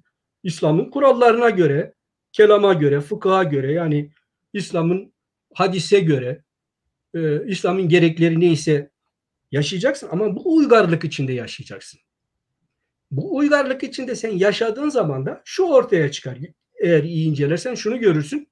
Bu uygarlık içinde her topluluk, yani topluluk dediğimiz tabii milletler, halklar birer komündirler. Sen ya bu komüne dahil olacaksın ya o komüne dahil. Ya İran komününe dahil olacaksın ya Türk komününe dahil olacaksın çevrende. Ya da göç edip gelip burada herhangi bir Avrupa komününe takılacaksın. Ya da Kürt komününde kalacaksın. Kendi dilinle, kültürünle İslam'ı yaşasana. Evet. Kendi dilinle, kültürünle yaşadığın zaman Kürt komününde, yani Kürt ulus devletinde kalmış olacaksın. Ve Kürt ulus devleti senin, zaten Kürt ulus devletin en önemli şeylerinden biri de odur. Her türlü inancı, yaşama özgürlüğü ve hakkı tanır. Garanti Evet. altında. Aleviliği de sen orada en iyi şekilde yaşayabilirsin. İslam'ı da en iyi şekilde yaşayabilirsin. Bir başka nokta daha var. Yani bu noktaları belki tek tek açmak isterlerse şeyler açılabilir. Şu anda ona vaktimiz yok. Mesela bu kelam üzerine çok tartışmalar var. Yani bu İslami akımlarda. Kelam dediğimiz bu, yani bir takım İslami dogmalar, yani o dogmaların nasıl yorumlanacağına dair çok binlerce materyal var yani. Mesela bunlar üzerinde bir sürü ayrışmalar var. Ulus devletin olmadığı, bugünkü koşullarda ulus devletin olmadığı koşullarda sen eğer bir İslami toplum oluşturmaya, yani ulus devlet içinde bir İslam'ı değil ama ulus devleti reddedecek bir İslami toplum oluşturmaya çalıştığın zaman senin yapacağın IŞİD'in benzeri bir şey olabilir. Başka hiçbir şey olmaz. Niye? Çünkü şu, kelamı ben böyle yorumluyorum, herkes buna uyacaktır. Doğru olan budur, buna uymayan kafirdir. Başka bir yolu yok. Ama ulus devlet her bireyin, her cemaatin, her tarikatın kendisini, kelamı istediği biçimde yorumlama, yaşama hakkını garanti altına alıyor. Sizin dediğiniz gerçek laiklik o zaman. Laiklik tabii. Ama yani evet, laisizmin de nasıl uygulanacağı da bildiğin gibi, bu tıpkı şey gibi, yani demokrasinin nasıl yaşanacağına dair, hani genel olarak demokrasi diyoruz ama hani biri tutup Fransız demokrasinin 19. yüzyılın başındaki örneğini verip diyebilir ki ya demokrasi buysa ben yokum bunda. Ya da işte laisizm buysa ben yokum bunda. Şimdi laisizm denen şey bazen çok hoyratça kullanılmış, çok yanlış kullanılmış. Şimdi ulus devlet ve milliyetçilik bir süreçtir. Yani şu değildir. Hani başından itibaren ak pak değildir. Bir süreçtir. Gelişiyor sürekli. İnsanlık geliştikçe sürekli gelişiyor. Mesela ulus devletlerin başında kadınların hakları yok. Hatta şu geldiğim İsviçre mesela çok köklü bir demokrasidir. Ve 19. yüzyılın yarısından beri bir ulus devlettir. Ama kadın hakları 1972'de ancak verilmiş, yani seçme seçilme hakkı. Dolayısıyla bu bir süreçtir. Yani laisizm de öyle. Laisizmi işte diyelim ki Türkiye Cumhuriyeti'nin uyguladığı zaten laisizm değil. Ama daha çok mesela Fransa'da veya Avrupa'da çeşitli ülkeler örnek verilerek şey yapılır. Yani olumsuzlanır. Yani din karşıtı vesaire gibi. Şimdi laisizmi sen işte bizim bazı ulusalcı arkadaşların eline verirsen onlar da öyle yapacaklardır. Ya İslam nedir ki yani? Veya işte inanç nedir ki? Din nedir ki? Halbuki öyle değil. Bizim değerimiz. Yani Kürt ulusu İslam'la aynı zamanda bir ulustur. Kürt ulusu Alevilikle bir ulustur. Kürt ulusu Yezidilikle bir ulustur. Bu bizim bir kültürümüz. Ben bunu en çok ne zaman fark ettim biliyor musun? Ben bu İngiliz dili edebiyatını okuduğum zaman baktım 18. yüzyıl öncesi ve sonrası diye bölüm var. Bize sordular tabii hangi bölümü seçmek istersiniz falan. Ben tabii 18. yüzyıl sonrasını seçtim ama tabii oradan da öncesinde de bazı dersler almak zorundasın. Aldığımda bir baktım ki ya 18. yüzyıl literatürü esas olarak dinsel literatür. Şimdi bunu da çözümleyebilmek için Hristiyanlığı bilmek zorundasın. Hristiyan teolojisini bilmek zorundasın. Yoksa çözümleyemezsin. Oturdum Hristiyan teolojisini öğrendim, çalıştım. Oradan kafama şu tak. Ya biz kardeşim Marksistler olarak ne kadar gericiymişiz yani. Bizim de 19. yüzyıl hatta 20. yüzyıl öncesindeki bütün literatürümüz, sözlüğü dahil olmak üzere dinsel literatür. Bu bizim bir kültürümüzdür. Biz bunu nasıl reddedebiliriz? Böyle yani dolayısıyla ne İslamcıların milliyetçiliğe bakışı bu bakımdan doğru. Var tabii yani çok değerli milliyetçi, ulusalcı İslami akımlarımız var mesela. Azadi falan ben çok beğeniyorum. Ama eksik yani. Kürt Ulusal Hareketi bu noktada eksik. Kendisini donatmalıdır.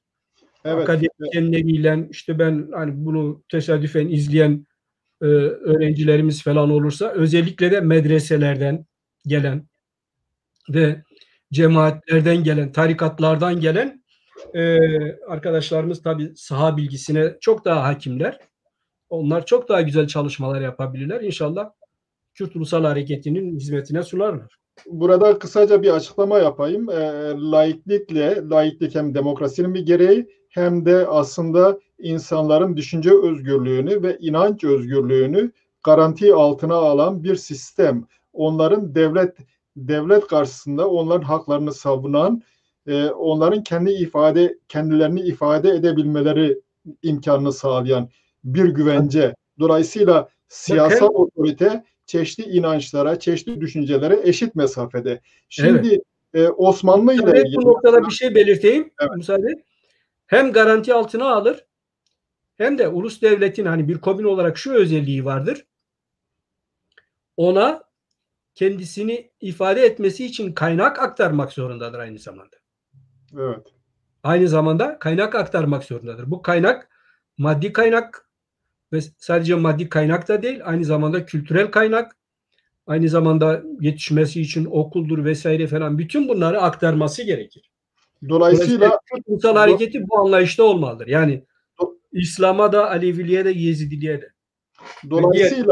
Dolayısıyla ben şunu anlıyorum. Mesela Osmanlı Devleti de halifelik olmasına rağmen Osmanlı Devleti sadece Alevilere yönelik uygulamalar yapmamıştır. Aynı zamanda Sünnileri de biçimlendirmeye çalışmıştır. Onları da yontmuştur. Kimi zamanlar onları baskı altına almış. Hatta Kürtler söz konusu olduğu zaman Kürtlere özgü düşünce akımlarının tarikatlarını falan yontmaya çalışmıştır. Uygulamalar geliştirmiş onlara karşı. Sizin anlattıklarınızda Osmanlı'da olmayan layık bir yönetimde tarikatların da özgürce kendi yerlerine sahip olması ama bir kısassa diğerlerine zarar vermemek koşuluyla. Ben onu anlıyorum. Doğru mu? Kimseye zarar veremez. Bu elbette. Yani ulus devletin bir ilkesidir. Ama dediğim gibi ulus devlet aynı zamanda buraya kaynak aktarımıyla da mükelleftir. Şimdi Osmanlı olsun, Selçuklu olsun, Abbasiler olsun, Emeviler olsun. Yani bunlar İslam'ı ne kadar yaşatmışlar gerçekten. Yani İslam devletleri falan değil bunlar yani. Bu bir şey yani. Hani 4 halife dönemi falan söyleniyor. Bazıları işte böyle parlatıyor. Bana göre o da değil yani. Hazreti Muhammed döneminde yaşanan bir İslam vardır. İlk çıkışta yaşanan bir Müslümanlık vardır.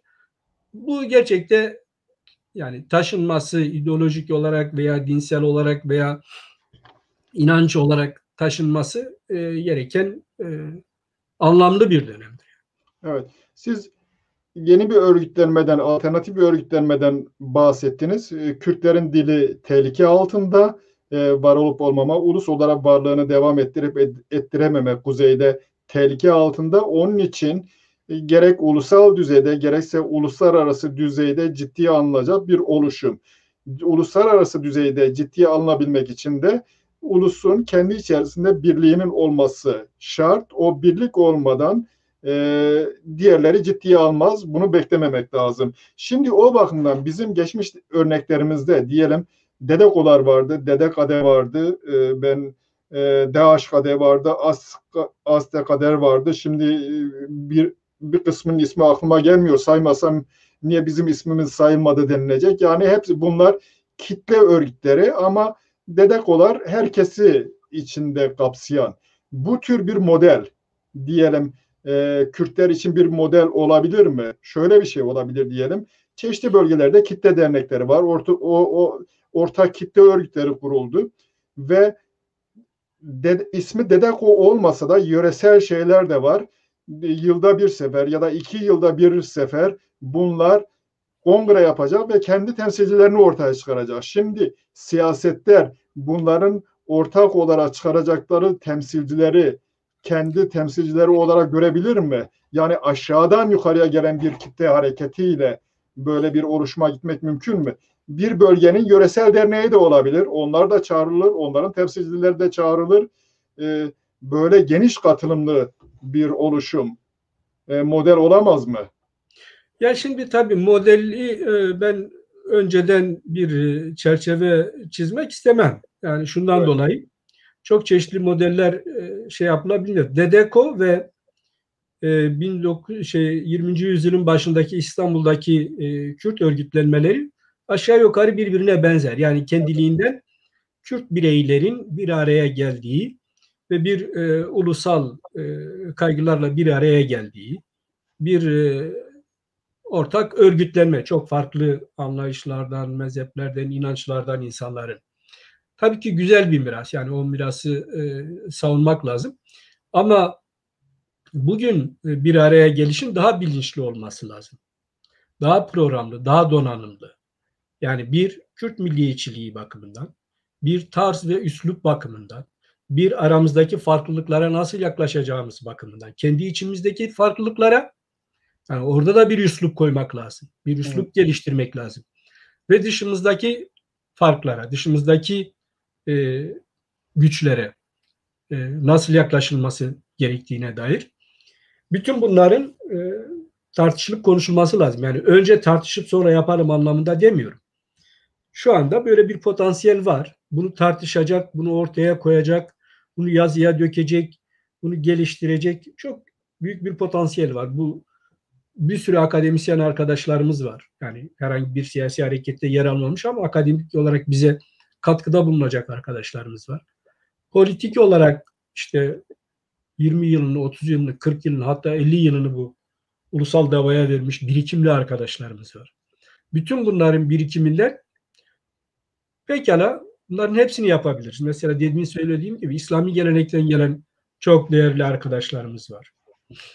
Dil konusunda mesela yine bir problem de dildir. Yani bizim Kuzey Hareketi bakımından. Şeyi çok geniş. Yani şu anda 1970'lerdeki gibi küçük bir grubun kalkıp bazı küçük işler yaparak boyundan büyük büyümeleri falan değil. Şu anda zaten Kürt hareketi geniş, büyük bir harekettir. Dünya düzlemine çıkmış bir harekettir. Dolayısıyla alanlar çoktur. Çok büyük bir kapasite gerektirir. Şimdi bu bazı arkadaşlar işte e, bir takım partiler oluşturmuşlar ya da bir takım gelenekleri partileştirmişler. Bunları tabii saygı duyuyorum yani. Onlar da olumlu çabalardır. Devam etmeleri de gerekir ama şunu bilmeliler. Yani bu çok büyük bir kapasite gerektiriyor. Bu kapasiteyi böyle 5-10 kadroyla veya hatta 20-30-40-50 kadroyla falan sağlamak mümkün değil. 200'lerden, 300'lerden bahsetmek lazım. Yani inisiyatif kadrosu olarak. Tabii ki böyle bir inisiyatif 10 binlerce kadroyu zaman içinde bulacaktır.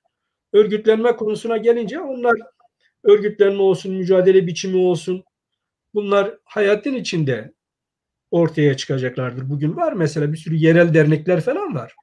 Yerel örgütlenmeler falan var. Bu yerel dernekler, yerel örgütlenmelerde pekala bu hareketin içinde, partinin içinde demiyorum. Bu hareketin içinde pekala yerlerini alabilirler. Çünkü niye? Ana dilde eğitim ve kendi kendimizi yönetmek istiyoruz. Öbür yandan Türkiye'de 10 milyonlarca Kürt var. Yani oraya ilişkin de bu hareketin bir çözümünün olması lazım. Önerilerinin olması lazım. Oranda tartışılması lazım. Böyle geniş bir şeyde. Uluslararası zeminden hiçbir zaman kopmamak kaydıyla. Şimdi çünkü o çok önemli. Yani sen bir ülke içinde bir takım haklar elde etmek istiyorsan bunu uluslararası zeminde meşrulaştırmalısın. Bir, uluslararası güçlerin desteğini almalısın. İki, uluslararası güçlerin garantisi altında olması gerekir. Üç, çünkü herhangi bir anayasa işte bugün mesela Irak Anayasası uluslararası zeminde kabul görmüş bir anayasadır. Hiç kimse bunu Türkiye bile bunu reddedemiyor. Niye? Çünkü uluslararası zeminde kabul edilmiş. Senin de bunu gözetmen lazım. Şimdi mesela geçmişte HDP'de maalesef şöyle sözler oldu. Ya biz kendi içimizde hallederiz, kimse karışmasın falan. Yani böyle bir şey mümkün değil. Yani sen herhangi bir etnik gruba bile, herhangi bir kültürel gruba bile bir hak elde edeceksin. Bu kendi içinde çözülecek bir mesele değil. Bu ancak uluslararası zeminde çözülebilecek bir meseledir. Yani meşruiyetini uluslararası zeminden alır. Zaten uluslar meselesi, bir dikkat et, Birleşmiş Milletler diye bir şey var. Birleşmiş Milletler İnsan Hakları Evrensel Beyannamesi ulusal ideolojinin, milliyetçi ideolojinin temel düsturlarıdır bunlar. Oradan Evet. alırsın yani. Bir soru sorayım. Bu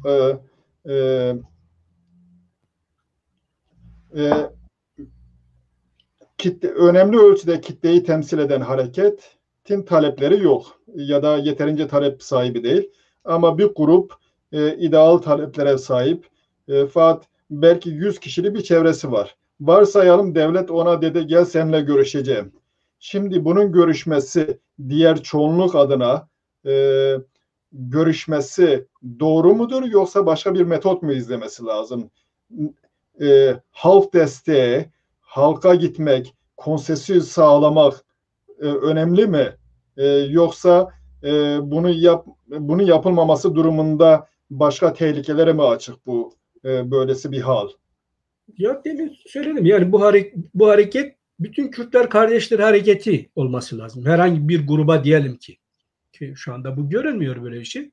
Ama herhangi bir gruba gel görüşelim denildiği zaman bu grubun bütün Kürtleri bu olaydan, sadece Kürtleri değil, uluslararası toplumu da bu olaydan haberdar etmesi lazım.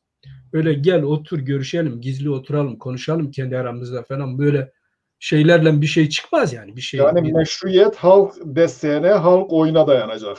Tabii Biz ya, bunu mesela bugün hani PKK dışında bir hareketi diyelim ki oldu ya, çağırdı. Yani PKK gibi büyük bir hareket var. Yani şu veya bu. Şu bu harekette de yani bilgilendirme, koordinasyon, önerilerini, desteğini vesaire almadan, örnek yani sana söylüyorum. Ama mesele sadece o boyutta da değil. Yani. Uluslararası zeminde de. evet. Görüşme ancak.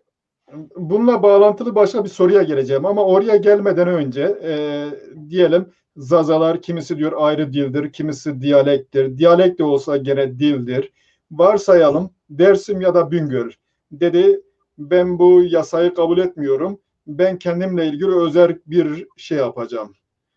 Ne olacak? Bu siyasiler mi karar verecek yoksa orada siyasiler kendi projeleriyle halka giderler ve orada referandum yapılır. Hangi metot doğrudur bu durumda? Ya şimdi bir kere önce şunu söyleyeyim. Yani Dersim veya Bingöl veya benzeri bazı yerlerden kastettiğimiz zaman burada sadece yekpare bütün nüfusun Dımılki veya Kırdiki konuştuğunu zannetmeyelim. Evet. Burada yani coğrafyayı hangi ölçüde aldığına bağlı olarak bazen %60, %40'tır. Bazen hatta %60'ı yani Kurmancı konuşuyor, %40 yani Dımılki konuşanlar azınlıkta oluyor. Dolayısıyla biz bir ulusuz. Bir ulus olduğumuz için bu her iki dil de eğitim dili olarak, yani ana dilde eğitim dili olarak kullanılacaktır. Burada ben İsviçre'de yaşıyorum. İsviçre'de görüyorum. Yani şimdi Fransızlarla Almanların birlikte yaşadıkları bölgeler var. Her iki dilde eğitim dilidir. Ya da İtalyanlarla Almanların birlikte yaşadığı bölgeler de var. Her iki dilde eğitim dilidir.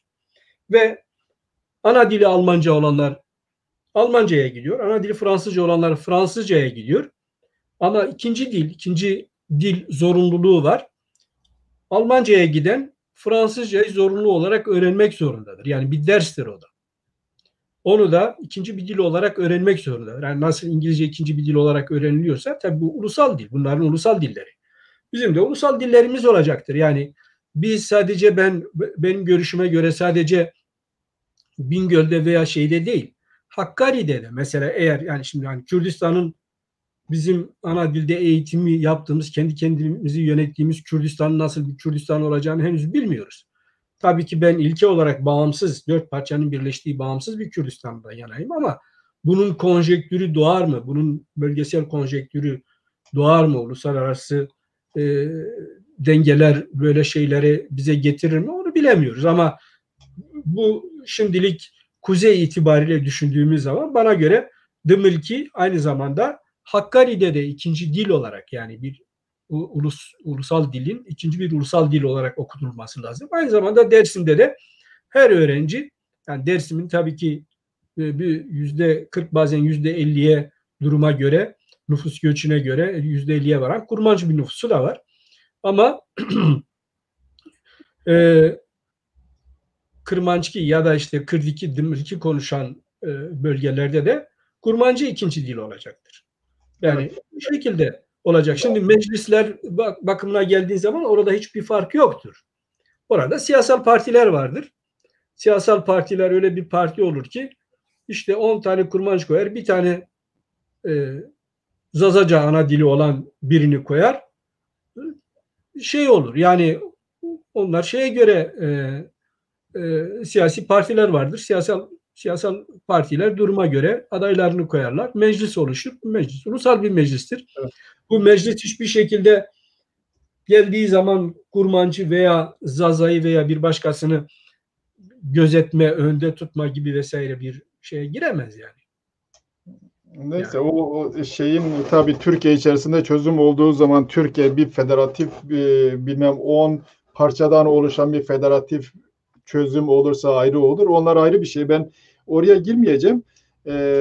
Başka başka bir nokta olarak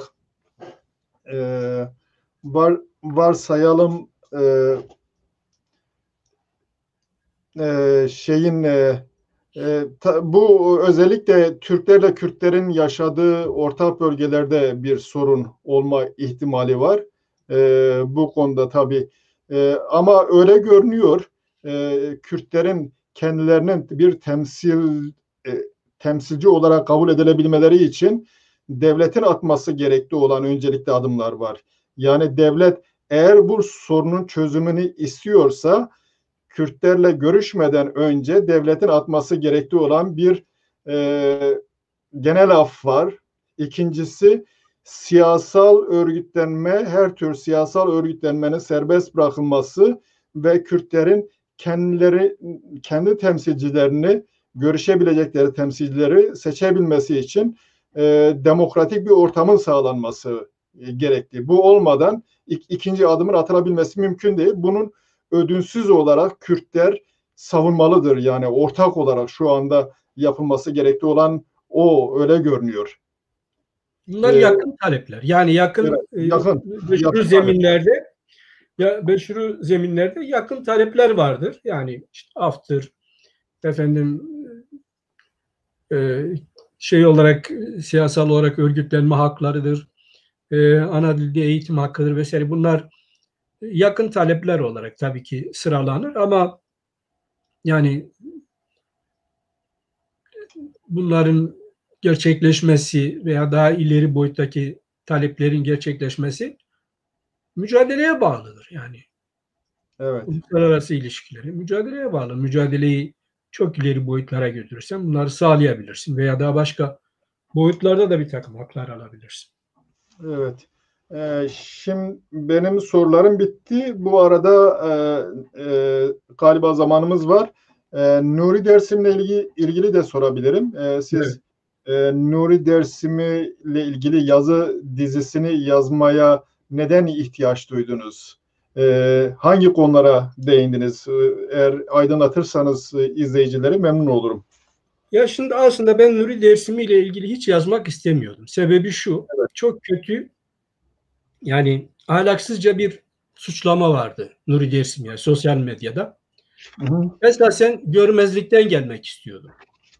Çünkü yani biz Nuri Dersimi'nin çok iyi bir yurtsever ve bir mağdur, hani Koçgiri hareketinin, Dersim katliamının, Koçgiri kırımının, Dersim soykırımının mağduru olduğunu biliyoruz ve iyi bir yurtsever. Bütün hayatı boyunca Kürtlük için ve özellikle de hani Dersim bölgesi için, yani yüreği yanmış, atmış bir insan. Yazılarında da belirttim. Yani bir kızı el konulup götürülüyor 1938'de. 3 tane kardeşi kurşuna diziliyor. Hatta bir intikam için bir kardeşi Diyarbakır'da askerdir. Oradan askerden özel olarak alınıp getiriliyor. Her tekte kurşuna diziliyor yani. Onun dışında Koçgil Hareketi'nde bir oğlu ölüyor, cenazesine bile gidemiyor. Ta yıllar sonra ancak mezarına gidebiliyor. Yani böyle bir mağduriyeti var. Sonra yani Suriye'deyken de hep kovalanıyor, hep tehdit altında. Birkaç defa yakalanma ve Türkiye'ye verilme tehlikesi geçiriyor. Hatta neredeyse Ürdün kralı verecek kendisini. Suikastçı geliyor yani başka bir Koço Bey'e açıklıyor yani suikast için para bana verildi, bu kaçsın gitsin buradan falan diye.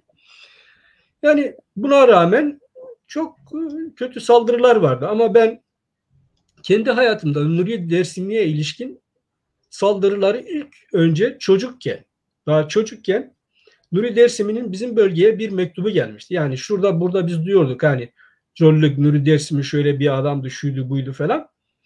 Ama birdenbire bir mektubu çıktı geldi bizim bölgeye. Kızını arıyor diye.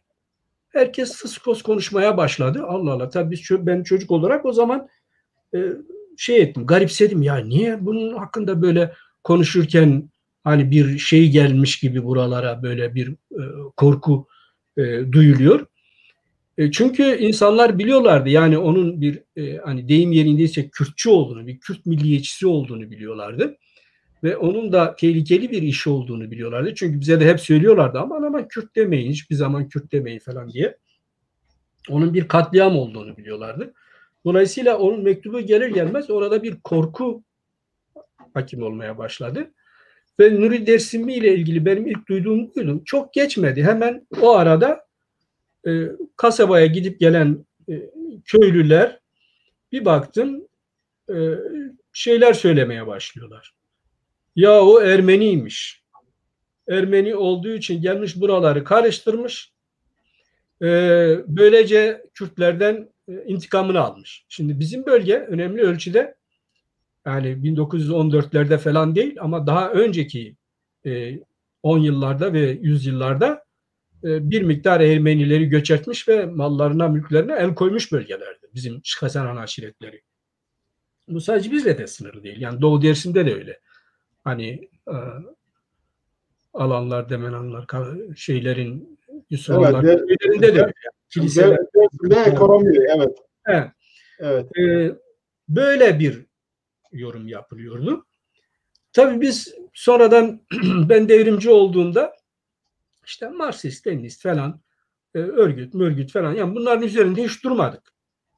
Ama Nuri Dersimi ile ilgili bu sefer devrimci olduğunda duyduğumuzda anladık ki bak o zaman nenem ben çocukken bu laflar söylendiği zaman bizim dilden Mauça Ermeni bu diye yani o niye Ermeni olsun? O Ermeni değil diye kalmıştı kulağımda. Ama Ermeni olmadığını biliyorduk. Yani sonradan konuşmalardan falan. Hani bizim köyde onun aşiretinden bir iki aile de var yani. Bezgevran aşireti. Onlar Ermeni değilse o nasıl Ermeni oluyor? Dolayısıyla bunun bir TC propagandası olduğunu, yani ben genç bir ulusalcı olarak Nuri Dersimi olayını çocukluğumda yaşadığımı göz önüne getirdiğimde bir TC'nin propagandası olduğunu, orada onların kendi niyetleri itibariyle hani tırnak içinde Kürtçülüğün önlemek için bir faaliyet olduğunu anladım. Yani o yıllarda mesela çok ilginçtir. Kemal Burkay için de dediler Ermeni. Hiç ben ilk defa Kemal Burkay'ı yine bu şebekelerden duydum yani. Ermenidir dediler. İşte Adalet Partisi kazansın diye Cumhuriyet Halk Partisi'nin karşısına çıkıyor falan mesela. Örnek. O yıllarda yine mesela Barzani'yi kendi bölgemde duydum. Eşkıyadır, işte aşirettir, şudur budur bilmem işte şudur budur diye. Böyle propagandalar yapıyordu TC. Sonra bu yani Zazacı veya Dersimci şeyler ortaya çıktığında bir baktım bunlar da aynı propagandayı almış. Devralmışlar ve devam ettiriyorlar. Ardı arkası da kesilmiyor. Habire Nuri Dersimi'nin kitaplarını okuyorlar. Onun kitaplarında o demişse ben kapının önüne gittim. Hayır diyorlar, bu yalan söylüyor. Bu kapının arkasına gitmiş, kapının önüne gitmemiş. Ne söylüyorsa tersini yazıyorlar, ediyorlar ajan. Yani ilk önce dediğim gibi hani böyle bir yurtseveri sosyal medyada tartışmak bile istemedim ama öyle bir noktaya geldi ki ya bir baktım ki çok aklı başında arkadaşlarım aynı şeyleri tekrarlamaya başladılar. Orada burada sohbetini ettiğimiz zaman. Evet. Böyle baya bilgisi, kültürü olan insanlar da onun hakkında böyle konuşmaya başladılar. Ve şu anda mesela bir sürü insan, ben yazılarımda da belirttim, bir sürü insan Nuri Dersim'in kitaplarını hiç okumadığı halde bu Zazacı ve Dersimcilerin yaptıkları propagandadan dolayı onların söylediklerini tekrarlıyorlar ama kendisinin bilgisiymiş gibi tekrarlıyorlar. Şöyle benim dikkatimi çeken bir şey var. Mesela Elazığ'da gidip çiftlik sahibi oluyor. O dönemde idamla yargılanıyor. Yani o dikkat çekici. Nasıl oluyor o? İdamla yargılanan bir insan gidip rahat kalıyor, orada çiftlik sahibi oluyor. Sizin bu konuda bir açıklamanız var herhalde. Var tabii, yani onlar hepsi dediğim gibi bir manipülatif şeyler. Yani Nuri Dersimi'nin daha şeye gitmeden önce, yani daha Elazığ'a gitmeden önce Koçgiri hareketinin sonrasında Kemalistlerle, o zaman daha Kemalistler bir devlet falan değil, kongreci falan deniyor bunlara yani. Daha devlet İstanbul'da.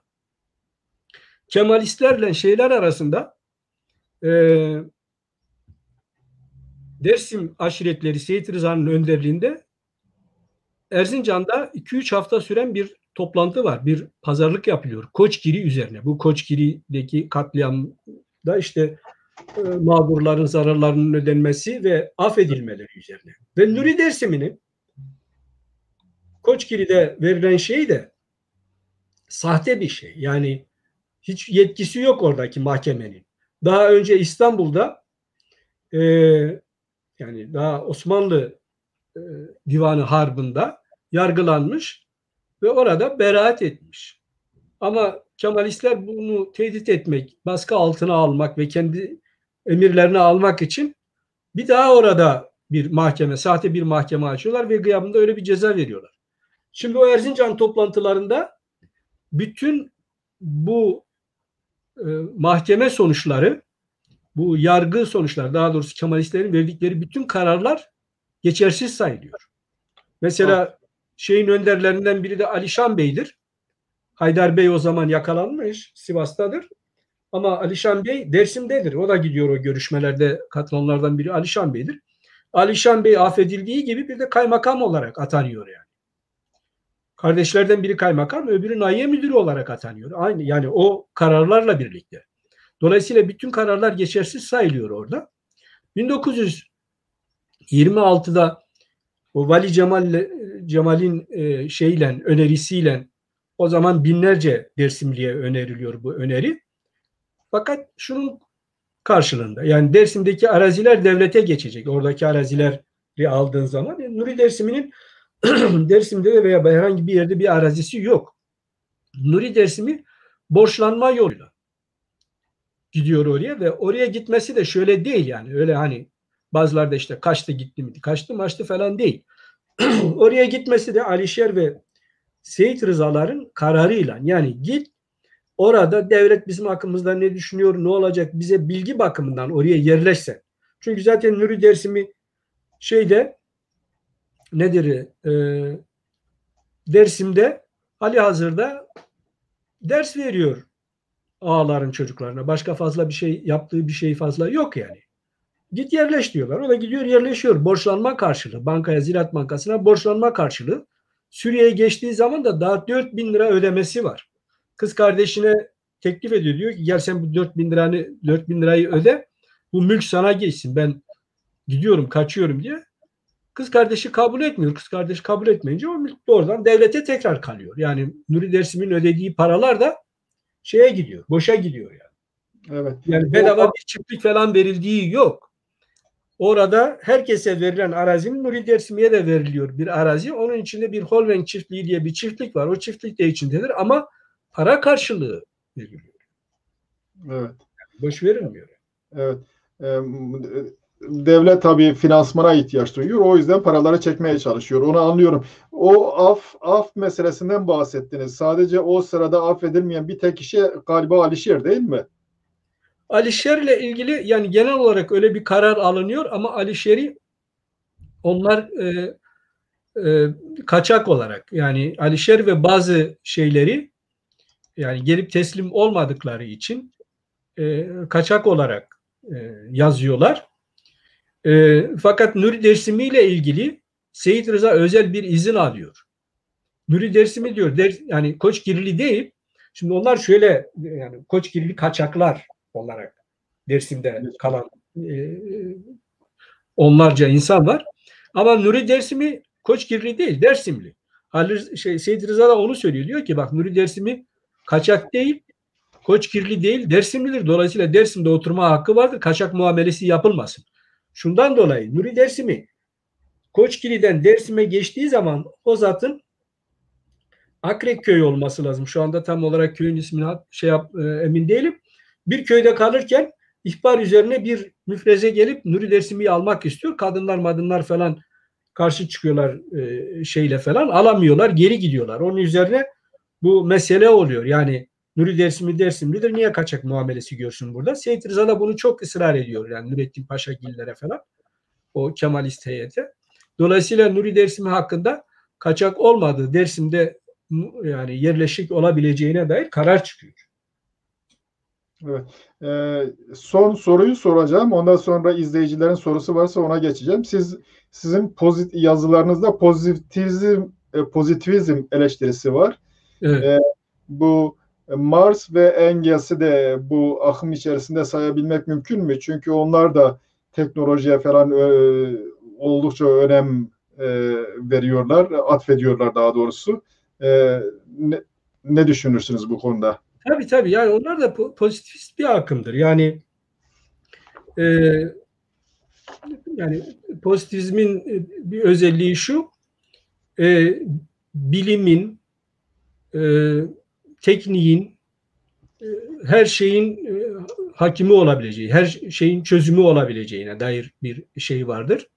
Dolayısıyla Marksist gelenekte de bu şeydir. Hatta yani diyalektik ve tarihsel materyalizmi de yine bir bilim olarak şey yaparlar. Yani bir felsefi akımdır.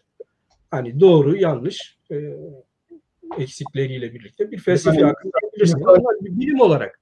Dolayısıyla bunu da sadece onu değil, yani herhangi bir görüş, herhangi bir karar, tabii bu Marx'ta, Engels'te bu kadar yoğun değildir ama şimdi Lenin'e geldiği zaman, SBKP'ye geldiği zaman bu noktalara dönüşüyor. Herhangi bir görüş, herhangi bir karar bilimsel karar oluyor. Evet. Tek gerçek, tek doğru karar oluyor. Evet. Halbuki politika, yani politikacının görevi politika yapmaktır ve kendisini gerekçelendirmektir. Görece Evet, bu. Görece. evet, sorulara geçelim. Reji, eğer sorular varsa ekrana getirirseniz memnun olurum. Faik Tunçtan'ın bir sorusu var. İdrisi Bitlisi'nin Kürt beyliklerini güçlendirme isteği ve çabası Kürt milliyetçiliği demek değil mi? Demiş. Yani bir Kürt milliyetçiliği boyutu var orada ama benim dediğim yani modern milliyetçilik anlamında değil. Kürtleri gözeten, Kürtleri halk olarak gözeten ve Kürt beyliklerini de yine bir halk olarak gözeten bir milliyetçilik var şüphesiz. Yani o bakımdan İdrisi Bitlisi'nin projesinde bir milliyetçi ton var. Ama ulusu birleştirebilecek bir milliyetçilik değil. Değil. Yok. Ulusu Halk bölen bir anlamında. milliyet. Ulusu bölen Batı'da bir da milliyet. böyle. Şimdi Ulusu Batı'da bölen da bir böyle siyasal birlikler vardır. Evet. Ama henüz ulus değildirler bunlar. Şimdi mesela İngiltere'ye de baktığın zaman, İngiltere, İskoçya, işte İrlanda vesaire, bu tür siyasal birlikler vardır ama bunlar henüz ulus değildirler. Halk birlikleridir. Yani o zamanki tabloya bakacak olursan toplumun yarısı Safaviler yanlısıdır, yarısı da Osmanlı yarısıdır. İdrisi Bitlisi Osmanlı yanlısı olanların temsilciliğini yapıyor. Onları bir araya getirmek istiyor. Rışvan Federasyonu, onda Şeyh Hasananlar, İzoğullar, hepsi bunlar Safavi yanlısı. Daha niceleri. Neyse, başka bir soru var gene. Seren Aydeniz, ulusal birlik ve parçalar arası ilişkiler hakkında düşünceleriniz nedir? Ulusal birlik kriteri ne olmalı? Yani parçalarla ilgili ben şöyle düşünüyorum. Tabii ki diğer parçalardaki mevcut gelişmeleri, statüleri, halihazırdaki statüleri sonuna kadar Kürt Ulusal Hareketi desteklemelidir. Sahip çıkmalıdır, desteklemelidir. Kendi ulusunun bir hareketi ve statüsü gibi hem Rojava hem Güney Kürdistan. Ama şöyle, yani bu Serenay arkadaşın sorusu üzerine bir parantez açmak istiyorum. Kuzeyde, yani Güney'in doğrudan doğruya uzantısı bir siyasal hareket geliştirme eğiliminde olan grup veya gruplar var. Bu yanlış bir proje. Yani Güney'i her bakımdan sahipleniriz, her bakımdan destekleriz. Ama böyle doğrudan doğruya uzantısı bir siyasal harekete dönüştüğün zaman senin önüne bir yılın çıkmaz gelir. Akıllı olmak lazım. Yani çünkü politika bölgelerde, uluslararası zeminlerde yapılan politikalardır. Herhangi bir konjektürde bu senin aleyhine dönüşebilir. Böyle doğrudan doğruya uzantısı biçiminde bir tutuma Kuzey Hareketi'nin girmemesi lazım. Ama her bakımdan desteklemeli yani. Yani bir parça bir başka parçayı kullanabilir mi? Hayır, doğru, yani o doğru bir tutum değil zaten. Kullanma Ama anlamında doğru. mümkün. Ama mümkün.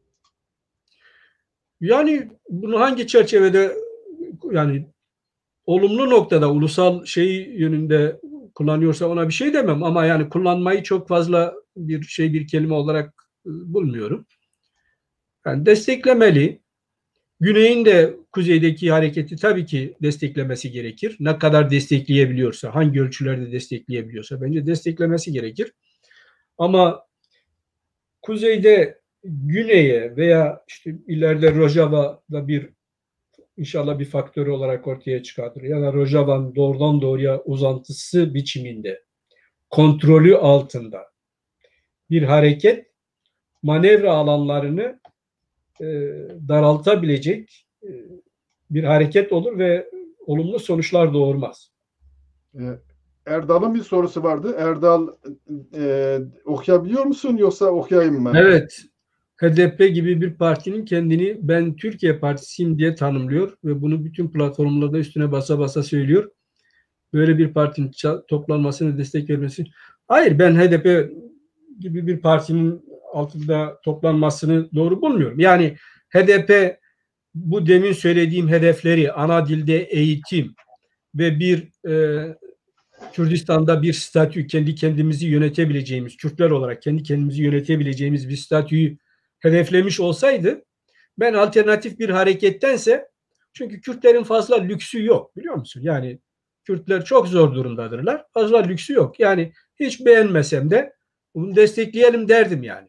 Hadi gelin hepimiz bunu destekleyelim. Apuculardan ayrılanlar da, Dedekade geleneği de, Kava geleneği de, Rızgar geleneği de, bütün Kürtler gelin burayı destekleyelim derdim. Ama bunu yapmadığı için şu anda orada toplanmayı doğru bulmuyorum. Fakat şu var tabii, yani şimdi mesela bir operasyon var HDP'lilere yönelik. Şimdi ben buna karşı çıkarım, bu noktada desteklerim.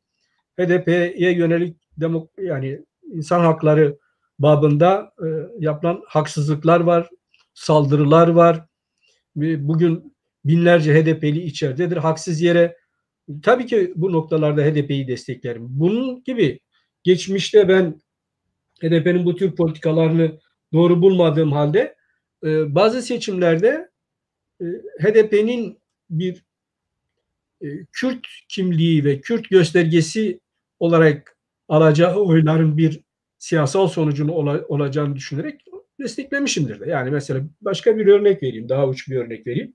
Beyoğlu'nda koymuşlardı, bir tane HDP'liyi koymuşlardı. O da anti Kürt, hatta daha çok da Güney Kürdistan'a yönelik bir anti demeci falan olmuştu. Ona rağmen orada desteklenmesi gerektiğine dair bir not da düşmüştüm bir yazımda. Çünkü o bir özel bir durumdur yani. Yani niye? Çünkü orada Beyoğlu'nda bir rejime, bir gerileme gibi bir faktör var işin içinde. Yani bunlar çok tali şeylerdir. Dolayısıyla o, hani şurada destekliyorsun, burada destekliyorsun diye işte acaba senin durumun bu mudur diye bir sonuç çıkarmamak lazım. Benim veya herhangi bir arkadaş hakkında. Tek Diyak programımızın sonuna geldik. En son soruyu da var. O soruya cevap verdikten sonra son sözlerinizi de söyleyin. Programı bitirelim. Reşit Azari'yi okuyabilirsiniz. Evet. var mı bir ulus ki herkes kardeştir dünyada? Örnek bu tür tezler Kemalistlerin sınıfsız ulus tezin Kürt versiyonudur. Cevap verilmiş zaten, değil mi? Yani cevap verdim ama var ve öyledir de. Bütün uluslar kendi içlerinde kardeştirler. Zaten ulusal hareketin özelliği odur. Yani özgürlük, kardeşlik, eşitlik diye ulusal hareketin sloganıdır bu. Yani Evet. ulusal, hani Fransız ulus hareketinin ortaya çıkışında ortaya çıkmış bir şeydir. Şimdi tabii Kemalistler veya bugünkü mevcut Türkiye Cumhuriyeti rejimi veya herhangi bir yerdeki herhangi bir rejimin tutumu ile sen ulusu şey yapamazsın. Yani Türkler bugün ulus olarak bir komündirler, kardeştirler. Bu çok açık yani. Sosyalistiyle, İslamcısıyla İran'da öyledir, bilmem Almanya'da öyledir, İsviçre'de öyledir, Kürtler de öyledir. Ha, bu Evet. şu anlama gelmiyor. Yani Kürtler arasında sınıfsal çelişkiler yok mudur? Vardır sınıfsal çelişkiler. Bu başka bir boyuttur. Sınıfsal çelişkiler vardır, daha başka çelişkiler vardır. Yani bu çelişkiler başka bir boyuttur. Bunlar da yaşanır, çözümlenir veya zaman zaman çatışmalara dönüşür kendi içlerinde. Bunlar başka bir boyuttur. Ama bizim söylediğimiz yani bir ulus devlet anlamında. Her ulus devlet şu bilinmelidir. Kürtler bunu çok iyi. Hani yazan arkadaş Kürt müdür bilmiyorum. Kürt değilse onun Evet. bakımından Evet. çok anlamlı değil. Çünkü biz Kürtlere hitap ediyoruz. Kürtlerin burada eksikliği var. Başka milletlerin eksikliği yok. Onlar kendilerini çok iyi şey yapıyorlar. Ya Kürtler zamanımız hepsi bitti. bir kardeştir. Bunun bilinmesi lazım. Zamanımız bitti. Son cümlenizi alayım. Söylemek istediğiniz başka kısa bir şey varsa. Valla ben izleyen arkadaşların hepsine teşekkür ediyorum. Çarpel aslında başta söylemem gerekirdi. Medya çalışanlarına teşekkürlerimi sunuyorum. Tebrik ediyorum çalışmalarından dolayı. Sizlerin de programlarını beğeniyorum. Yani sadece senin değil, diğer arkadaşlarının da. Güzel programlar yapılıyor. The Mülki için biraz daha fazla yer ayrılırsa daha iyi olur. O zaman size görev düşüyor ve ben de size teşekkür ederim katıldığınız için, katkılarınız için. İyi hafta sonları diliyorum. Başarılar ayrıca çabalarınız için. Değerli izleyiciler, bir programın daha sonuna geldik. İyi akşamlar, iyi hafta sonları. Hoşça kalın. Çıkma yalnız diye bekle, birazdan bekleyin siz.